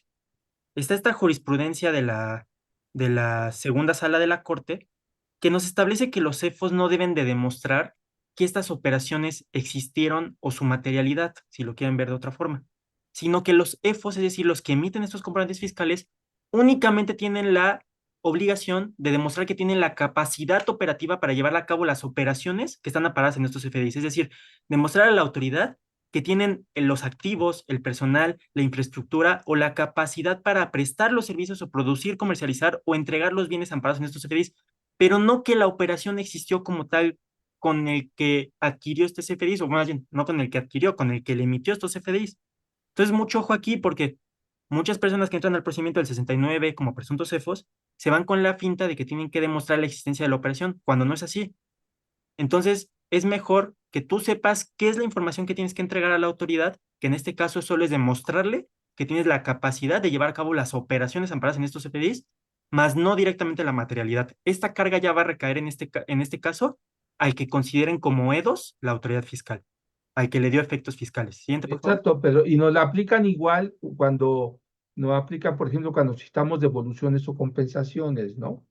El que hace la operación de devolución solamente va a demostrar que él llevó a cabo la operación con la persona y que lo adquirió, pero cuando compulsan al que le prestó el servicio, él es el que va a demostrar que sí llevó a cabo el servicio. Es el mismo procedimiento de gestión, nada más que este mismo procedimiento de gestión de EFOS y EFOS lo aplican como en 5 o 6 procedimientos diferentes, ¿no? Perdón. Correcto. Y entonces, siguiendo esta línea que marca el maestro Raúl, ¿qué va a pasar si no se logra desvirtuar esta presunción a través del procedimiento? ¿O qué va a pasar si el contribuyente no ejerce su derecho para desvirtuar esta presunción de que es un EFOS? Pues lo que va a hacer la autoridad es que va a determinar de forma definitiva y lo va a publicar a este contribuyente en el listado definitivo del artículo 69 del Código Fiscal de la Federación. También le va a avisar por buzón tributario y también por una publicación en el Diario Oficial de la Federación. Otra vez, se va a exhibir al contribuyente públicamente como que es una persona que emite estos FDIs y pues obviamente va a tener el efecto negativo de que ya nadie se va a querer tener operaciones con este contribuyente. Ahora, mucho ojo, este listado del 69 y esta publicación del DOF no pueden publicarse sino hasta 30 días después de que al contribuyente le haya notificado esta situación por buzón tributario. ¿Por qué? Porque el contribuyente tiene medios de defensa aún. Puede accionar medios de defensa para desvirtuar aún esta presunción. Entonces, por eso la autoridad no debe publicar este listado definitivo, sino hasta 30 días después de que el contribuyente haya sido notificado por buzón tributario para, en su caso, defenderse. Siguiente, por favor. Ya vimos las consecuencias y riesgos de no desvirtuar la presunción del autor fiscal de ser un EFOS, la vimos al principio, que vimos esta publicación en el listado del 69, que los FDIs que emitieron no van a tener efectos fiscales, la restricción temporal de los sellos o la cancelación definitiva incluso, las multas de quienes permitan o publiquen a través de cualquier medio la venta de estos CFDIs que están emitiendo los CEFOS en este caso, y la prisión, la privación de la libertad, y en este caso, como ya lo comentó el licenciado Alexis Cruz, pues el riesgo de la prisión preventiva oficiosa, de que te encarcelen mientras dura todo el proceso penal. Siguiente, por favor. Ahora, obviamente, los contribuyentes que sí hayan logrado desvirtuar esta presunción de la autoridad fiscal de que no son EFOS o lo hayan hecho a través de medios de defensa, se fueron hasta tribunales y lograron obtener una resolución favorable, también van a ser publicados en el listado, pero obviamente como contribuyentes que sí lograron desvirtuar esta presunción para que los demás contribuyentes pues sepan que ya este contribuyente no tiene ningún tema y que pues pueden seguir teniendo operaciones con él. Siguiente, por favor. En la parte de los CEDOS, vamos a ver la parte de los CEDOS del 69B. Ya vimos por qué el SAT va a presumir que un contribuyente es un EDOS, que le haya dado efectos fiscales a CFDIs, en este caso, emitidos por el EFOS definitivo. ¿Y qué va a pasar? La autoridad va a considerar que estos CFDIs a los que les dio efectos fiscales, pues va a considerar que simplemente los utilizó el contribuyente para deducir gastos, disminuir la base gravable del impuesto sobre la renta y acreditar el impuesto al valor agregado para obtener un impuesto a su cargo menor, un impuesto a su cargo nulo o un saldo a favor. Pero ojo, se presume que es un EDOS cuando ¿qué? Cuando hayan publicado al EFOS de forma definitiva. Ahorita vamos a comprender eso. Siguiente, por favor. Y aquí lo podemos ver en el procedimiento. La parte de los EDOS van a ser cuando al EFOS lo hayan publicado definitivamente. ¿Qué va a pasar? Publican al EFOS de forma definitiva el que emite estos FDIs y automáticamente el contribuyente que adquirió estos FDIs que emitió, en este caso ya el EFOS definitivo, va a tener un plazo de 30 días para demostrar a la autoridad que los servicios o los bienes que él adquirió o recibió fueron reales. Es decir, aquí ya entra el tema de la materialidad y de la existencia de la operación. Aquí el EDOS tiene que demostrarle a la autoridad fiscal que los FDIs que emitió estos EFOS que fueron publicados en el listado definitivo fueron reales. En este procedimiento se puede llegar a requerir información adicional, puede haber incluso ampliación de plazos. Y una vez que ya se tenga esta información, pues la autoridad va a tener 30 días para resolver si el contribuyente que adquirió estos FDIs, que supuestamente amparan operaciones inexistentes o simuladas, va a resolver si este contribuyente que los adquirió es en realidad un EDOS o no, porque tal vez la operación sí pudo existir con ese contribuyente y tal vez el EFOS definitivo pues llevaba a cabo estas actividades de forma fraudulenta con otros contribuyentes, pero tal vez contigo sí llevó a cabo la operación de forma real. Entonces, mucho ojo con esto. Ahora bien, un escenario adicional que hay que tener en cuenta. Los CEDOS no necesariamente tienen la oportunidad de sí o sí intentarle acreditar la existencia de las operaciones amparadas en estos FDIs a la autoridad fiscal, sino que también pueden optar por autocorregirse. Es decir, aquí la autoridad te está dando una oportunidad más como contribuyente que le dio efectos fiscales a estos FDIs para autocorregirte y evitar temas y listo. Siguiente, por favor. Podemos ver la ficha de trámite 157 relativa a este procedimiento, en este caso ahora de los EDOS, para que ellos intenten acreditar la existencia de las operaciones amparadas de los FDIs que emitieron los EFOS definitivos. Siguiente, por favor. Aquí podemos ver la ficha. Siguiente. Y ojo, esta tesis que vemos aquí, que es aislada, y también podemos ver aquí algunos criterios de PRODECON, nos dicen que el contribuyente tiene aún la oportunidad de demostrar la existencia de esas operaciones, aun y cuando no haya ejercido su derecho de demostrar la existencia de esas operaciones a través del procedimiento del 69, es decir, en el término de 30 días que tenía desde que publicaron al EFOS. Aquí obviamente, por eso, una de las recomendaciones es que ustedes como clientes siempre chequen la lista del 69, porque si publican a alguno de sus proveedores, nadie más les va a avisar. Como este listado es público, tú como contribuyente que sabes, si ves que a un proveedor tuyo lo publicaron ahí, tú tienes la obligación, dentro de los 30 días siguientes en que hubo esta publicación, de acudir con la autoridad y llevar a cabo este procedimiento para intentar desvirtuar. Pero ojo, si no ejerces este derecho, no lo pierdes. Tienes aún la posibilidad de demostrar la existencia de esta operación cuando la autoridad eventualmente te llegue a auditar en una facultad de comprobación o incluso en el procedimiento del acuerdo conclusivo prácticamente dentro de esta facultad de comprobación, o incluso en instancias contenciosas, es decir, en medios de defensa. Siguiente, por favor. Sí, y ahí, Pedro, hay que tener mucho cuidado porque te acuerdas que Prodecom es muy intermitente en ese sentido, de que de pronto nos dice, aquí en los conclusivos no entran las 69 veces, ¿no? Y luego en otros casos como que sí los acepta, entonces ahí hay como que hay que tener mucho cuidado a la hora que hacemos la propuesta, ¿no, Pedro? Correcto. Y bueno, ¿qué va a pasar si no se logra desvirtuar la presunción de que el contribuyente es un EDOS? Ya lo vimos al principio, cuáles son sus consecuencias. La determinación de créditos fiscales derivado de que la autoridad, después de este procedimiento del 69, va a ir a auditar al contribuyente y como estos componentes fiscales van a considerar que no tuvieron efectos fiscales, pues le va a determinar un crédito fiscal. Le pueden restringir los sellos de forma temporal, le pueden imponer multas y otra vez puede llegar a temas de delitos y en este caso, como lo comentó el licenciado Alexis Cruz, pues el riesgo de una prisión preventiva oficiosa, ¿no? Siguiente, por favor. Medios de defensa contra determinaciones definitivas del artículo 69. Siguiente, por favor.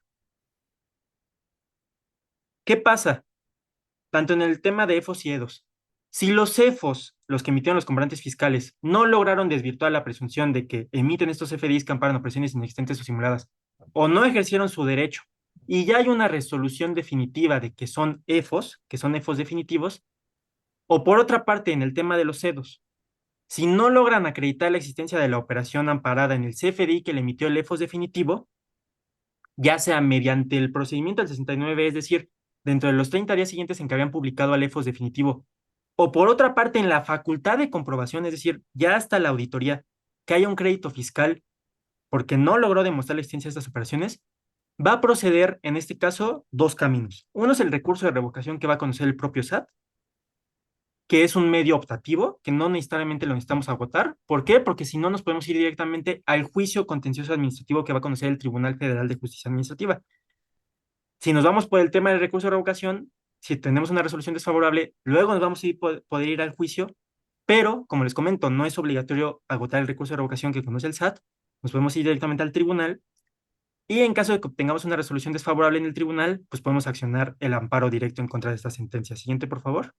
Y ahí siempre tenemos muy buenos resultados, ¿no, Pedro? Porque ahí sí tenemos ya la posibilidad de que ya un tercero esté evaluando, ¿no? Acá en la parte de gestión es la misma autoridad la que está llevando a cabo el procedimiento, ¿no, Pedro?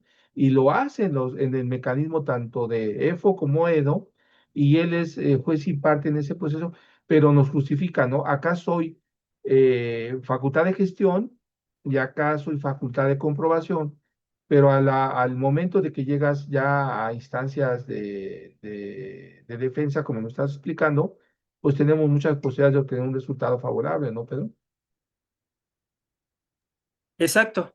Y aquí Omar pregunta que si la autoridad debería hacer una disculpa pública, pues básicamente ella se justifica con que luego te va a publicar en el listado de que sí desvirtuaste, entonces pues ella se va a justificar con ello. Y pues ya ha visto resoluciones donde se establece que aunque te publiquen de forma presuntiva, pues se supone, bueno, ellos dicen los tribunales que no te afectan derechos. ¿Por qué? Porque es un listado presuntivo y luego tú lo puedes desvirtuar. Pero pues la verdad es que sí es un tema un poco polémico y pues sí llegas a afectar a un contribuyente que incluso lo llegas a publicar de forma presunta, obviamente. En Y el recurso de revocación, la fama pública ya acabó con el contribuyente, ¿no, Omar? exacto. Adelante, Pedro. Y en el caso del recurso de revocación, ya les comenté que lo resuelve el propio SAT. ¿Por qué llevaríamos a cabo este recurso de revocación si sabemos que lo va a resolver la propia autoridad y seguramente va a confirmar? Porque es nuestra oportunidad para aún aportar más pruebas adicionales al procedimiento de la auditoría en su caso de los CEDOS o del procedimiento del 69 en caso de los CEFOS y los CEDOS. Entonces es muy importante el recurso de revocación porque va a ser nuestra última oportunidad para aportar pruebas adicionales para demostrar o que no somos CEFOS o que no somos CEDOS. Siguiente, por favor. Juicio contencioso administrativo, ya se los comenté, lo conoce el tribunal. En este caso, ya mucho ojo, ya no vas a poder aportar estas pruebas adicionales y por eso es importante tener el contexto del recurso de revocación. Siguiente, por favor.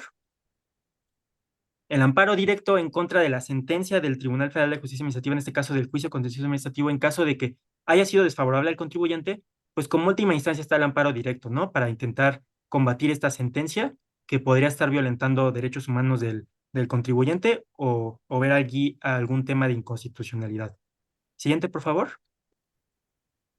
Y bueno, esta parte la avancé muy rápido, la parte de los medios de defensa, porque lo que nos interesa más ver en esta plática son las claves para que ustedes puedan demostrar la existencia de estas operaciones amparadas en los FDIs y no tengan ninguna problemática.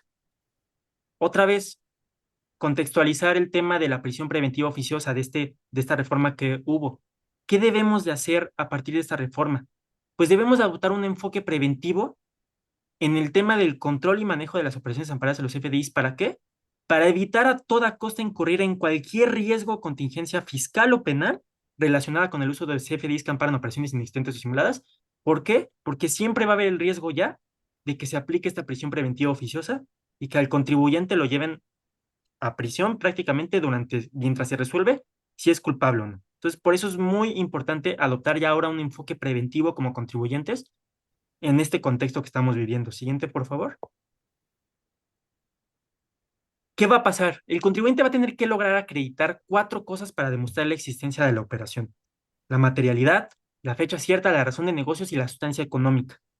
Si no se logra demostrar estos elementos, la autoridad va a poder considerar que hubo una inexistencia, hubo una simulación de las operaciones amparadas en los FDIs y se va a poder desconocer sus efectos fiscales. Ahora bien, mucho ojo, hay que diferenciar entre 2 aspectos. Es diferente que un contribuyente esté llevando efectivamente a cabo operaciones simuladas o inexistentes, y otra cosa es que el contribuyente se vea afectado porque no logre demostrar la existencia de estos elementos, porque no pudo acreditar la materialidad, la fecha cierta, la razón de negocios o la sustancia económica. Y esto no significa que el contribuyente sea un defraudador, no significa que sea alguien que efectivamente está llevando a cabo estas operaciones inexistentes o simuladas.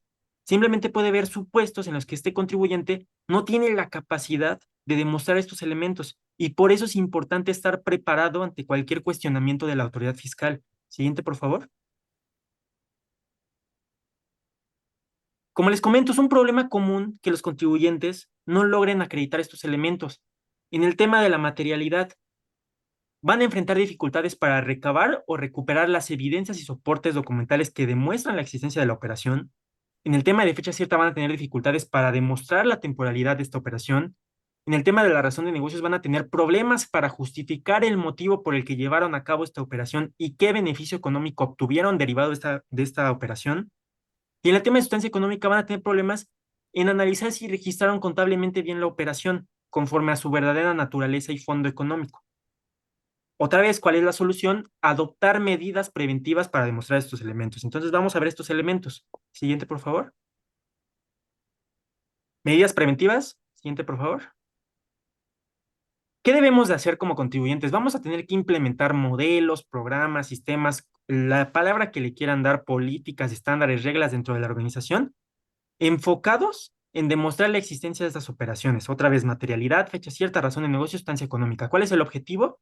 Asegurar el cumplimiento de las obligaciones fiscales, estar listos en cuanto la autoridad llegue a cuestionar estos elementos de nuestras operaciones, sobre todo de las más relevantes, obviamente. Y en la parte penal, impedir la comisión de delitos fiscales para no meternos en este tema de prisión preventiva oficiosa, etcétera. ¿Con qué objetivo? Evitar otra vez incurrir en un riesgo o contingencia relacionado con estos FDI. Siguiente, por favor. Vamos a entrar a la materialidad, el primer concepto. Siguiente, por favor. ¿Qué es la materialidad? La materialidad va a ser la totalidad de elementos probatorios y soportes documentales, es decir, todas nuestras evidencias que tengamos, todas las que se imaginen, ya sean directas o indirectas, que el contribuyente pueda aportarle a la autoridad fiscal para demostrarle que una operación efectivamente se realizó y existió. Una operación que está amparada en un CFDI.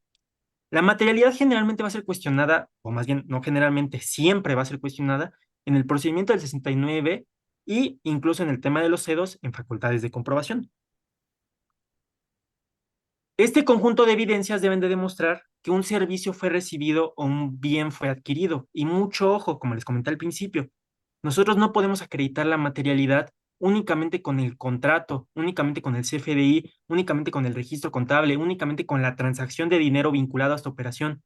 Estos elementos resultan insuficientes para la autoridad para demostrarle que la operación existió, y por eso la materialidad se vuelve muy amplia y se vuelve muy importante guardar todas las evidencias que estén relacionadas con la operación para acreditarla. Siguiente, por favor. Aquí podemos ver un cuadrante que nosotros tenemos de materialidad, donde vemos documentación legal, documentación fiscal, documentación administrativa, que van a soportar nuestras operaciones. Principalmente, para no leer todas, la documentación legal, ¿qué es lo principal? Pues los contratos, que estos contratos estén ratificados ante notario público, que estén inscritos en un registro público, documentación relativa a la propiedad, posesión o usufructo de algún bien. En la documentación fiscal, obviamente, el CFDI, que va a ser la piedra angular que soporta nuestra operación, aunque, como les digo, no puede soportar por sí mismo la operación. Las declaraciones, la información del RFC, y muy importante en la parte fiscal, la contabilidad, obviamente, toda la parte contable que sostiene la operación. En la parte administrativa, pues ya yéndonos a otro tipo de operaciones, pues los expedientes de nuestros clientes, de nuestros proveedores, de trabajadores, nuestros medios de contacto, las transacciones bancarias y sobre todo, muy importante, lo que podemos ver en el recuadro derecho de abajo, las evidencias directas. Es decir, ya cualquier documentación o evidencia relacionada con nuestra operación. También que tengamos obviamente la infraestructura en el contexto de los que pueden considerar como EFOS, el personal, el domicilio. Y aquí ya nos podemos entrar a una operación en específico, que una operación nosotros tengamos las propuestas, pedidos y recepción de los bienes y servicios, que tengamos las cotizaciones, las solicitudes de información que le hicimos a nuestro proveedor, las órdenes de compra, los reportes y minutas de trabajo, las cartas de satisfacción, todo lo que va pasando en una operación, guardarlo y registrarlo, toda esta documentación que soporta nuestra operación, incluso los mensajes que yo tuve con mi proveedor, oye, proveedor, ¿cuánto cuesta este servicio que estás ofreciendo? ¿Cuánto cuesta este producto? Todas las evidencias van a servir para soportar la materialidad. Ahora bien, este listado que les mostramos obviamente no es limitativo porque cada operación tiene sus propias evidencias en específico. Entonces, ustedes lo que deben de considerar es que hay que guardar toda la documentación, ya sea directa o indirecta de nuestra operación, porque va a ser fundamental cuando la autoridad nos cuestione su existencia. Siguiente, por favor. Mucho ojo. Y hay que tener en cuenta estos criterios al momento de demostrar la materialidad. El estándar probatorio para acreditar la materialidad de nuestras operaciones no debe ir más allá del objetivo y razonable. Es decir, la autoridad no nos puede exigir que le demostremos extremos imposibles o desmedidos que no sean razonables o objetivos. ¿Por qué? Porque la naturaleza de cada operación va a enfrentar distintas dificultades para que nosotros le aportemos en específico algunas pruebas. Ahora bien, incluso por eso les dije que es necesario que nosotros tengamos en cuenta todas las pruebas que incluso podrían llegar a no ser consideradas como directas, pero sí indirectas, indiciarias, que son indicios. ¿Por qué? Porque todas estas pruebas de forma conjunta la autoridad las debe de valorar de forma integral, adminiculada y concatenada, porque en su conjunto, siendo estudiadas de forma conjunta todas estas pruebas que le demos, todo este caudal probatorio que le demos a la autoridad, pueden sí ser suficientes para evidenciar la materialidad de la operación. Entonces, por eso es muy relevante el tema de que toda prueba sirve, ¿ok? Siguiente, por favor. ¿Qué medidas preventivas podemos tomar en cuenta respecto a la materialidad? Vamos a tener que implementar este programa que les comento dentro de nuestra organización y primero vamos a tener que darle prioridad a recopilar y conservar por un periodo de 5 a 10 años todos los elementos probatorios, es decir, todas las evidencias que estén relacionadas a nuestras operaciones, en específico de las operaciones más relevantes, de las que ustedes le vayan a dar efectos fiscales, que vayan a tener un impacto en su parte fiscal. Y obviamente, ligado a esto, intentar recabar y recuperar evidencias que nosotros no tengamos de operaciones del pasado que sí sean relevantes, porque hay que estar preparados. Tenemos aún el tiempo de recopilar estas evidencias, recuperarlas, para en su caso estar listos si la autoridad las cuestiona. Como les comento, comprende todas las evidencias desde el inicio hasta el final de la operación. Como les comento, todas las evidencias sirven, directas o indirectas. Y como les comento, no nos debemos de limitar a guardar el contrato, el CFDI, la contabilidad, porque estas no van a ser suficientes. La autoridad, si le muestro un contrato de una operación, me va a decir que puede ser que no sea real. Y aquí mucho ojo, ya dentro de la organización, es muy importante que generemos canales de comunicación entre las distintas áreas de la organización de nuestra empresa con la encargada de los temas fiscales. ¿Por qué? Porque nuestra área fiscal, que va a atender estas auditorías de que llega a ser la autoridad o estos cuestionamientos en el 69, tiene que conocer el fondo de nuestras operaciones de nuestra organización y la totalidad de evidencias que las componen. ¿Para qué? Para que estas áreas fiscales estén listas cuando la autoridad llegue con este cuestionamiento. Obviamente hay que crear un órgano de control que esté dando seguimiento a estas medidas, de recopilar y conservar estas evidencias, de recuperarlas y de que existan estos canales de comunicación para que las áreas fiscales conozcan bien las operaciones que lleva a cabo su organización. Si se llevan a cabo estas medidas, obviamente la organización va a tener la capacidad de acreditar la existencia de estas operaciones. ¿Por qué? Porque el área fiscal va a conocer la operación de la empresa y va a tener todas las evidencias necesarias cuando llegue la autoridad a cuestionarnos la materialidad. Siguiente, por favor. Entonces, no sé si quiera ahí agregar algo más, maestro Raúl, antes de pasar a la fecha cierta. No, no, no, muy bien ubicado. Y eso sí tenemos que tener mucho cuidado porque muchas veces esos elementos, como bien lo señalas, no los consideramos a la hora que estamos en el procedimiento de armado de evidencia. Y como dices, todas estas pruebas ya las tenemos. El hecho es que no las armamos, ¿no? Y la defensa se va por otro lado en lugar de irse a los elementos sustanciales, ¿no? Exacto, muchas veces no guardamos estas evidencias que sí teníamos, pero no les dimos relevancia. Y hay que darle relevancia, sobre todo, como les comento, en las operaciones más relevantes de la organización. Y como les comento, sobre todo en estas operaciones que le vamos a dar algún efecto fiscal, tal vez voy a hacer una inversión muy grande, un gasto muy grande que voy a deducir. Entonces, yo ya tengo que estar mentalizado que esta operación desde un inicio a fin la voy a documentar, la voy a llevar con el notario, los documentos, voy a guardar toda la información. Entonces, este es el primer consejo, ¿no? Ahora la fecha cierta que está vinculado estrechamente a la vinculidad, a la materialidad, perdón. Siguiente, por favor. ¿Qué es la fecha cierta? La fecha cierta es algo que se cuestiona en facultades de comprobación, que nació a partir de una jurisprudencia de la segunda sala de la Suprema Corte, al menos en la parte fiscal, porque esto ya siempre ha existido en la parte común del derecho común, pero en la parte fiscal se trasladó a partir de esta jurisprudencia. ¿Qué nos dice esta jurisprudencia? Que es la fecha cierta. Que el contribuyente debe de acreditar la fecha en la que llevó a cabo una operación. ¿Por qué le exige la autoridad? Para verificar la fecha real en la que se llevó a cabo una operación y evitar que los contribuyentes simulen operaciones en fechas falsas. Porque tal vez un contribuyente puede estar generando la materialidad fuera de fecha y decir, no, pues yo la llevé a cabo hace 2 años, cuando no es cierto. Entonces, por eso la autoridad lo cuestiona. Pero mucho ojo, no todo es el enfoque de hay un contribuyente evasor que simula operaciones, no. Muchas veces los contribuyentes no llegan a implementar medidas para dotar de fecha cierta nuestras operaciones. ¿Por qué? Porque esta fecha cierta, dotar de fecha cierta nuestras operaciones, implica esfuerzos administrativos y gastos adicionales para el contribuyente. Y obviamente es razonable que el contribuyente no haya estado preparado para demostrar la fecha cierta de sus operaciones cuando este no era un requisito que establecía la normativa fiscal, sino que nació de un criterio de la Corte. Siguiente, por favor. Aquí podemos ver esta jurisprudencia de la segunda sala que justamente dio origen a este tema en la materia fiscal. ¿Y qué nos dice? Que los documentos privados que amparan las operaciones de los contribuyentes deben estar dotados de fecha cierta. ¿Para qué? Para demostrar su existencia y sobre todo su temporalidad. Siguiente, por favor. ¿Cuáles son las consecuencias de que no dotemos de fecha cierta nuestras operaciones? Que todas nuestras pruebas que tengamos relacionadas a la operación que no tengan esta fecha cierta, se van a considerar como pruebas indiciarias, es decir, no van a tener un pleno valor probatorio. Sin embargo, esto no quita, que obviamente es una afectación muy fuerte, que no tengan un valor probatorio pleno, pero sin embargo, esto no quita que la autoridad siga obligada a analizar y valorar esta documentación y que en un análisis adminiculado, estas pruebas de alguna forma sí puedan llegar a demostrar eventualmente la fecha cierta, aunque no estén dotadas de ella. Ahorita vamos a ver cómo se dotan de fecha cierta. Siguiente, por favor.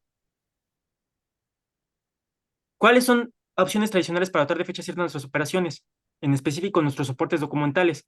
Que los escribamos en el registro público de la propiedad o del comercio, que estén ratificados ante un notario o corredor público, en este caso federatario, si lo quieren ver de forma general, que hayan sido reconocidos por algún tribunal en algún juicio o o en alguna jurisdicción voluntaria, o que sean presentados ante cualquier otra autoridad existiendo constancia o acuse de su exhibición. Ahora bien, hay que tener en cuenta que los documentos privados también adquieren fecha cierta a partir de la muerte de cualquiera de sus firmantes. Entonces también aquí hay un elemento, obviamente, no vayan a matar a nadie, pero me refiero a que si hay alguien que firmó este documento, se considera que hay fecha cierta en este soporte documental. Siguiente, por favor. Ahora bien, nosotros no solo podemos acreditar la fecha cierta mediante estos elementos que nos establecen la ley o los criterios de los tribunales, sino que también podemos llegar a tener algunos otros elementos que pueden dotar de fecha cierta a nuestras operaciones. Siguiente, por favor. Usando herramientas tecnológicas, por ejemplo, nosotros podemos llegar a certificar nuestros documentos con empresas que les implantan firmas electrónicas, que les implantan sellos digitales y que van a garantizar la temporalidad, la autenticidad e integridad de estos soportes documentales. También tenemos nuestras evidencias, como por ejemplo las fotos, videos, nuestros archivos. Sabemos que cuando entramos a nuestra computadora o a nuestro celular, podemos ver la información de este archivo y podemos ver cuándo fue creado, cuándo fue modificado, cuándo se accedió a este archivo. Entonces hay que tener cuidado con este tema porque nos puede ayudar a demostrar la fecha cierta con estos elementos tecnológicos. También están los temas de ERP, que son estos softwares de gestión empresarial, que básicamente, si lo quiero resumir, y un ejemplo práctico de un ERP, son los sistemas de seguimiento de envíos por paquetería. Estos sistemas pueden llegar a demostrar la fecha cierta porque se generan reportes y análisis en tiempo real de estas operaciones, de estos proyectos. Entonces, esto nos sirve también. El almacenamiento en la nube. Estas plataformas como Google Drive, Dropbox, iCloud, Mega, pues cuando se suben a la nube tienen este registro de cómo estos documentos van siendo trabajados. Entonces también pueden ser elementos para demostrarle en algún momento a la autoridad, pues que cierta operación o cierto documento, pues proviene de cierta fecha.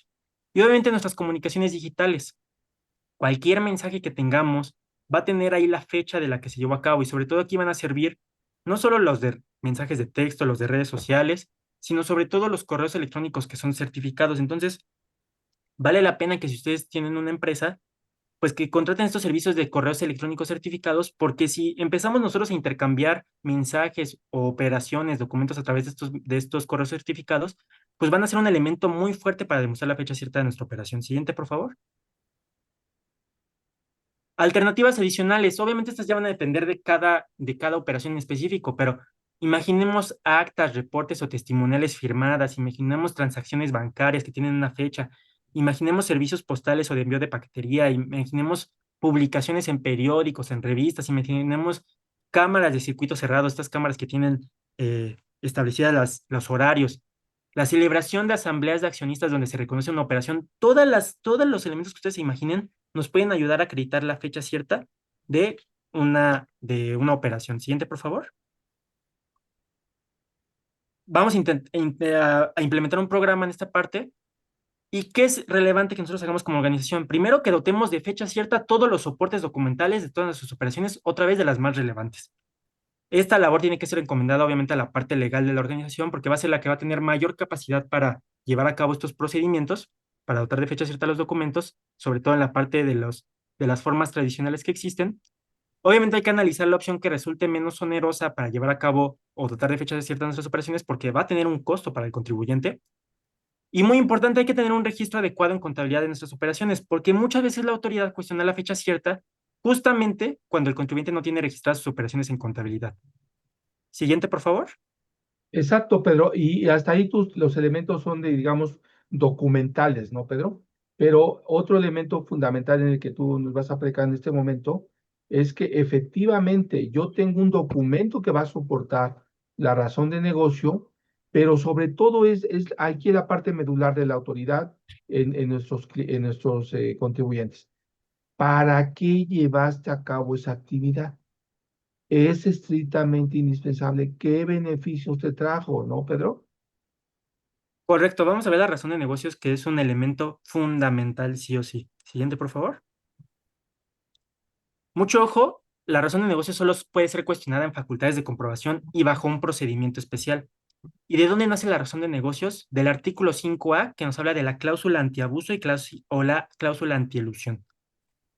Como lo comenta el maestro Raúl, ¿qué es la razón de negocios? Que nosotros le justifiquemos el motivo por el que se lleva a cabo una operación, demostrando cómo a partir de esta operación se obtiene un beneficio económico razonablemente esperado. Es decir, nosotros a la autoridad tenemos que decir cómo a partir de una operación obtuvimos un ingreso o una utilidad, un aumento en el valor de nuestros bienes, una reducción de nuestros costos, una mejora en la posición de nuestro mercado, una optimización en la estructura corporativa, una atracción de inversión o cualquier otra ganancia que ustedes se imaginen que beneficie en el valor y desarrollo de las actividades económicas de la empresa. Siguiente, por favor. ¿Por qué la autoridad cuestiona esto? Ustedes dirán, ¿qué tiene que ver que yo le diga a la autoridad para que lleve a cabo mi operación? Porque la autoridad quiere que nosotros le demostremos que no llevamos a cabo una operación con el único fin de disminuir o evitar el pago de impuestos o para obtener beneficios fiscales abusando de la normativa. Es decir, La autoridad quiere que el fin de nuestras operaciones sea obtener este beneficio económico razonablemente esperado, este ingreso, utilidad, esta mejora en la posición de nuestro mercado, pero que no sea el disminuir o evitar el pago de impuestos, que el contribuyente no lleve a cabo un gasto solamente para deducir o solamente para acreditar, que esta operación tenga un resultado que nos afecte positivamente en nuestro patrimonio, pero no en la parte fiscal, sino en la parte de negocios. Siguiente, por favor. Este beneficio económico razonablemente esperado no puede ser un beneficio fiscal. Es decir, yo no le puedo decir a la autoridad, oye, autoridad, es que con esta operación que yo hice, yo te voy a pagar menos impuestos, mi beneficio es que voy a deducir. Tú no le puedes decir eso a la autoridad. Ese no puede ser tu beneficio económico razonablemente esperado. No puede ser la reducción, la eliminación, el diferimiento a través de beneficios fiscales, como les comenté, una deducción, un estímulo fiscal, un acreditamiento. Otra cosa, este beneficio económico razonablemente esperado, este ingreso o utilidad que estamos recibiendo, debe ser siempre mayor al beneficio fiscal que obtengamos. ¿Por qué? Porque obviamente a partir de la operación, naturalmente vamos a poder obtener un beneficio fiscal. O sea, no les estoy diciendo que ya no pueden tener deducciones o acreditamientos en sus gastos. Obviamente, naturalmente, sus operaciones van a tener estos beneficios fiscales. Sin embargo, lo que quiere la autoridad es que este beneficio que ustedes obtuvieron en la parte de negocios sea mayor al beneficio fiscal, que no sea la razón por la que llevaron a cabo su operación el obtener este beneficio fiscal. ¿Ok? Ahora bien, debe ser obtenido con la menor cantidad de actos jurídicos posibles. ¿Por qué? Porque puede ser que el contribuyente esté llevando a cabo muchos actos jurídicos para obtener un mayor beneficio fiscal, para obtener una mayor deducción, para obtener un mayor acreditamiento, y la autoridad va a decirte, oye, contribuyente, yo creo que tú pudiste haber obtenido este ingreso que me diste, este beneficio económico razonablemente esperado, llevando a cabo menos operaciones de las que me estás manifestando que llevaste a cabo. Entonces, demuéstrame que la llevaste a cabo con la menor cantidad de actos jurídicos posibles y que no llevaste a cabo actos de más con el simple hecho de obtener un mayor beneficio fiscal. Siguiente, por favor. Si la autoridad fiscal determina que nuestras operaciones no tienen razón de negocios, va a considerar que el contribuyente abusó de la normativa fiscal y va a considerar que el contribuyente llevó a cabo esta operación con el único fin de eludir al fisco, disminuir o evitar el pago de impuestos, obtener beneficios fiscales. ¿Y cuál va a ser la consecuencia? Se va a desconocer los efectos fiscales de estas operaciones sin importar, ojo, que estas operaciones tengan materialidad. O sea, la operación puede existir, la operación puede estar sustentada con materialidad, con fecha cierta, pero si no tiene un objetivo, si no tiene un fin por el cual la llevaste a cabo, se va a poder desconocer sus efectos fiscales, incluso aunque la operación exista y tenga esta materialidad. Entonces, por eso es fundamental la razón de negocios. Y obviamente aquí también puede haber temas penales, porque esta parte del desconocimiento de los efectos fiscales es sin perjuicio de la responsabilidad penal que pueda llegar a tener el contribuyente. Siguiente, por favor. Esta tesis simplemente nos habla del tema de que la ausencia de la razón de negocios puede ser suficiente para determinar la falta de materialidad de una operación. Siguiente, por favor. ¿Qué medidas tenemos que adoptar en la parte de razón de negocios? Pues todos nuestros planes de negocio, nuestras estrategias, nuestras inversiones y demás operaciones, sobre todo las más relevantes, deben estar justificadas con la obtención de un beneficio, beneficio económico razonablemente esperado, que otra vez no sea un beneficio fiscal, que sea mayor a los beneficios fiscales que se obtengan naturalmente y que sea obtenido con la menor cantidad de actos jurídicos. Estas operaciones siempre deben estar ligadas con el negocio del contribuyente, con su propósito comercial, con su objeto social, con su ocupación lucrativa, con sus actividades económicas y no con el fin de obtener estos beneficios fiscales. Ahora bien, muy importante, ustedes empresarios, ustedes socios accionistas, ustedes representantes legales que participan en esta implementación luego de los planes de negocio de las empresas, no participen solos en estas implementación sobre todo estos planes de negocio muy complejos. Revisen con un especialista en la materia fiscal que esta operación tenga efectivamente un beneficio económico razonablemente esperado. ¿Para qué? Para estar listos cuando la autoridad llegue a cuestionar este elemento y demostrar a la autoridad, mira, este fue el beneficio que obtuve de mi operación y no lo hice con el único fin de obtener un beneficio fiscal. Siguiente, por favor. Sustancia económica, el último término. Tenemos tiempo, vamos a verlo. Este puede ser cuestionado en el procedimiento del 69 y en facultades de comprobación, y la sustancia económica está relacionada con los postulados de las normas de información financiera. La sustancia económica ya va a estar estrechamente relacionada con la contabilidad. ¿Por qué? Porque la sustancia económica nos dice que nuestros sistemas de información contables deben de establecer todas las operaciones internas y externas de nuestra organización, deben ser acordes a la naturaleza del negocio, deben reflejar y delimitar la realidad económica de las operaciones y deben integrar las operaciones en la forma y momento adecuado. ¿Qué quiere decir esto? Que al momento de que el contador registre la operación de la empresa, siempre debe priorizar el fondo y realidad de la operación sobre formalidades jurídicas. Ahorita vamos a entender a qué me refiero con esto. Siguiente, por favor. Y vamos a verlo a contrario censo, vamos a verlo al revés. ¿A qué me refiero con esto? Si un contador al momento de registrar una operación priorizara formalidades jurídicas como el CFDI o como el contrato, es decir, el contador va a registrar esta operación en contabilidad y solo pone atención a lo que dice el CFDI, a lo que dice el contrato, la autoridad va a decir, aquí hay el riesgo de que tú me estés distorsionando o tergiversando la operación, que no me estés manifestando la información real de la operación. ¿Por qué? Porque estos CFDIs y contratos pueden llegar a no reflejar la verdadera naturaleza de la operación. ¿Cuál va a ser la consecuencia de que no refleje la verdadera naturaleza y realidad económica de la operación? Que la autoridad va a llegar a desconocer sus efectos fiscales y que va a considerar que el contribuyente está simulando o manipulando el fondo y realidad de la operación. Siguiente, por favor. Vamos a verlo con un ejemplo muy sencillo. Imaginemos que un contador se cuestiona cómo registrar una operación en contabilidad. Va a registrar en la póliza de gastos, de egresos, una serie de operaciones que una empresa llevó a cabo. Imaginemos que esta empresa contrató un servicio de fletes. Y aquí vamos a verlo con un ejemplo muy general y muy sencillo. No necesariamente implica que este tenga un efecto fiscal negativo, porque cualquiera de este servicio de fletes se podría registrar como un gasto en general. Pero de forma muy específica, lo que quiero que entiendan es que los contadores deben de registrar correctamente estas operaciones. Si este servicio de flete se utilizó para entregar productos a un cliente, pues el contador podría registrar este gasto como un gasto de venta. Pero si fue para trasladar maquinaria de una sucursal a otra, en vez de registrarla como un gasto de venta, debería registrarla como un gasto de administración. Entonces, este es un ejemplo muy sencillo en el que simplemente les quiero enfatizar que el contador debe registrar correctamente en el apartado correcto su operación. Siguiente, por favor. La realidad económica. El contribuyente también debe de registrar el valor real de la operación. Imaginemos que hay dos empresas relacionadas que van a llevar a cabo la compraventa de un edificio, establecen en el CFDI el contrato, en el CFDI y en el contrato de compraventa que la operación va a ser por 5 millones de pesos. Recordemos que son empresas relacionadas, son partes relacionadas. Y la empresa que vende el edificio ya va a registrar su operación en contabilidad.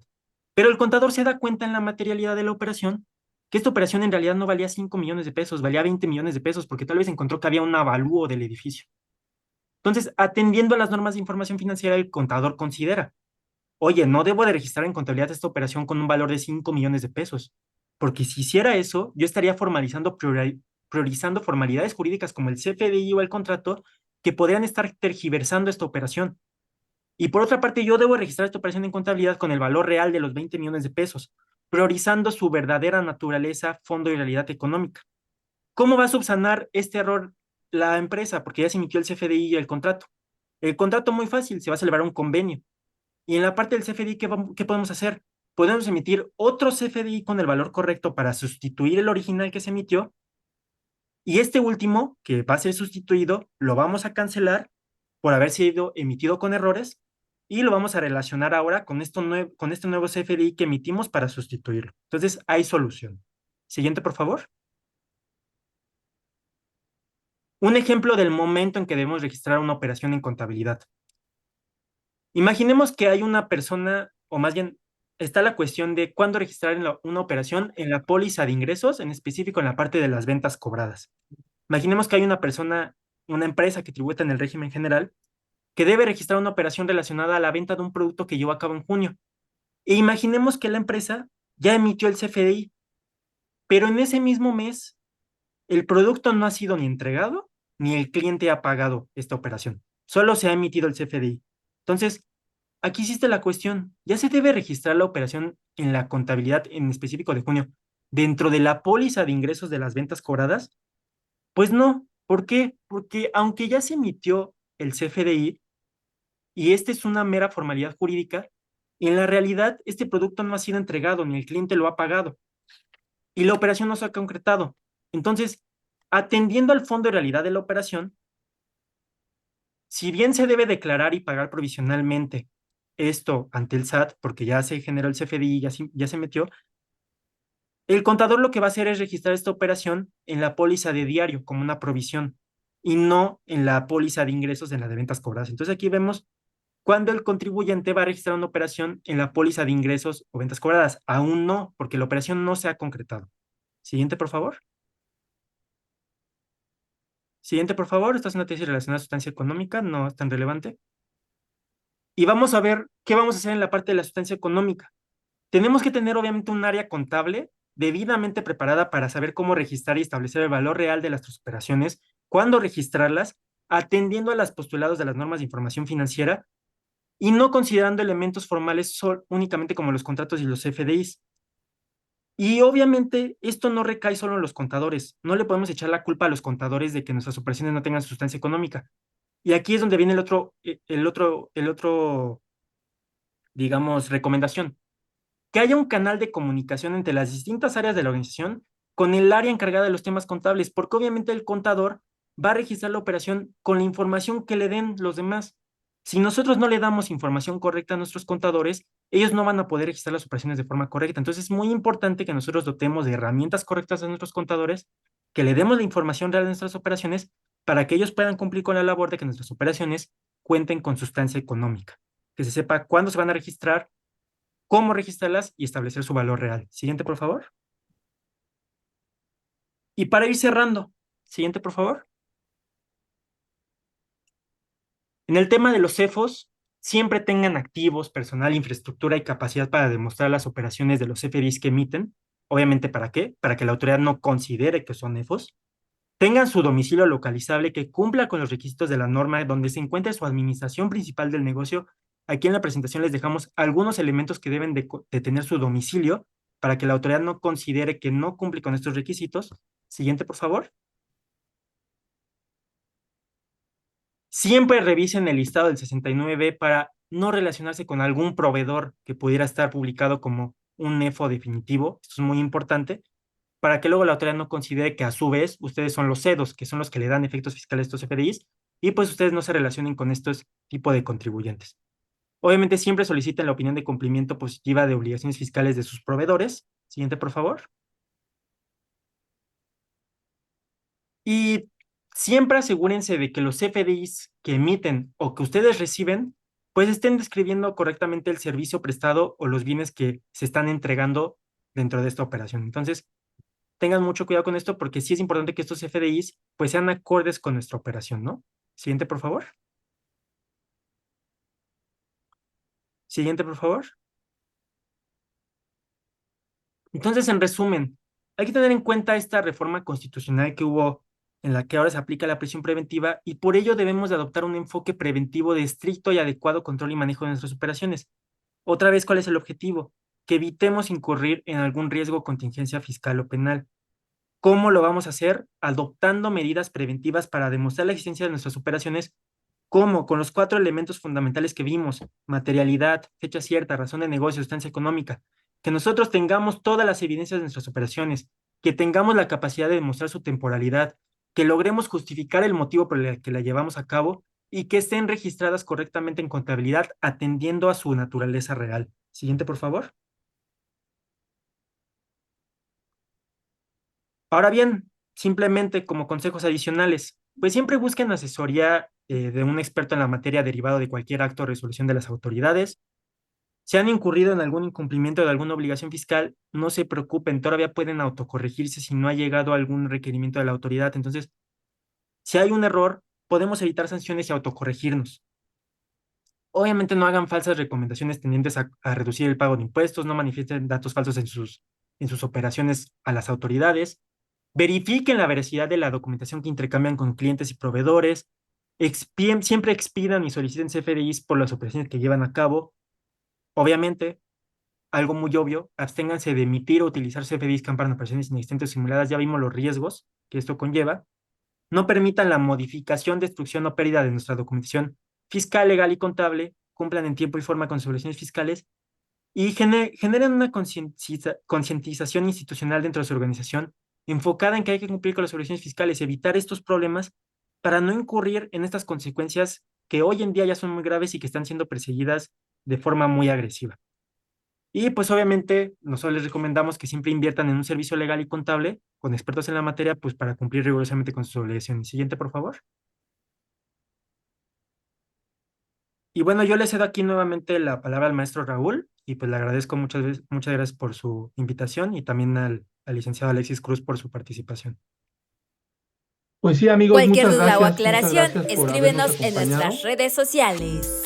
Somos 100% Fiscal. Asuntos fiscales, soluciones fiscales.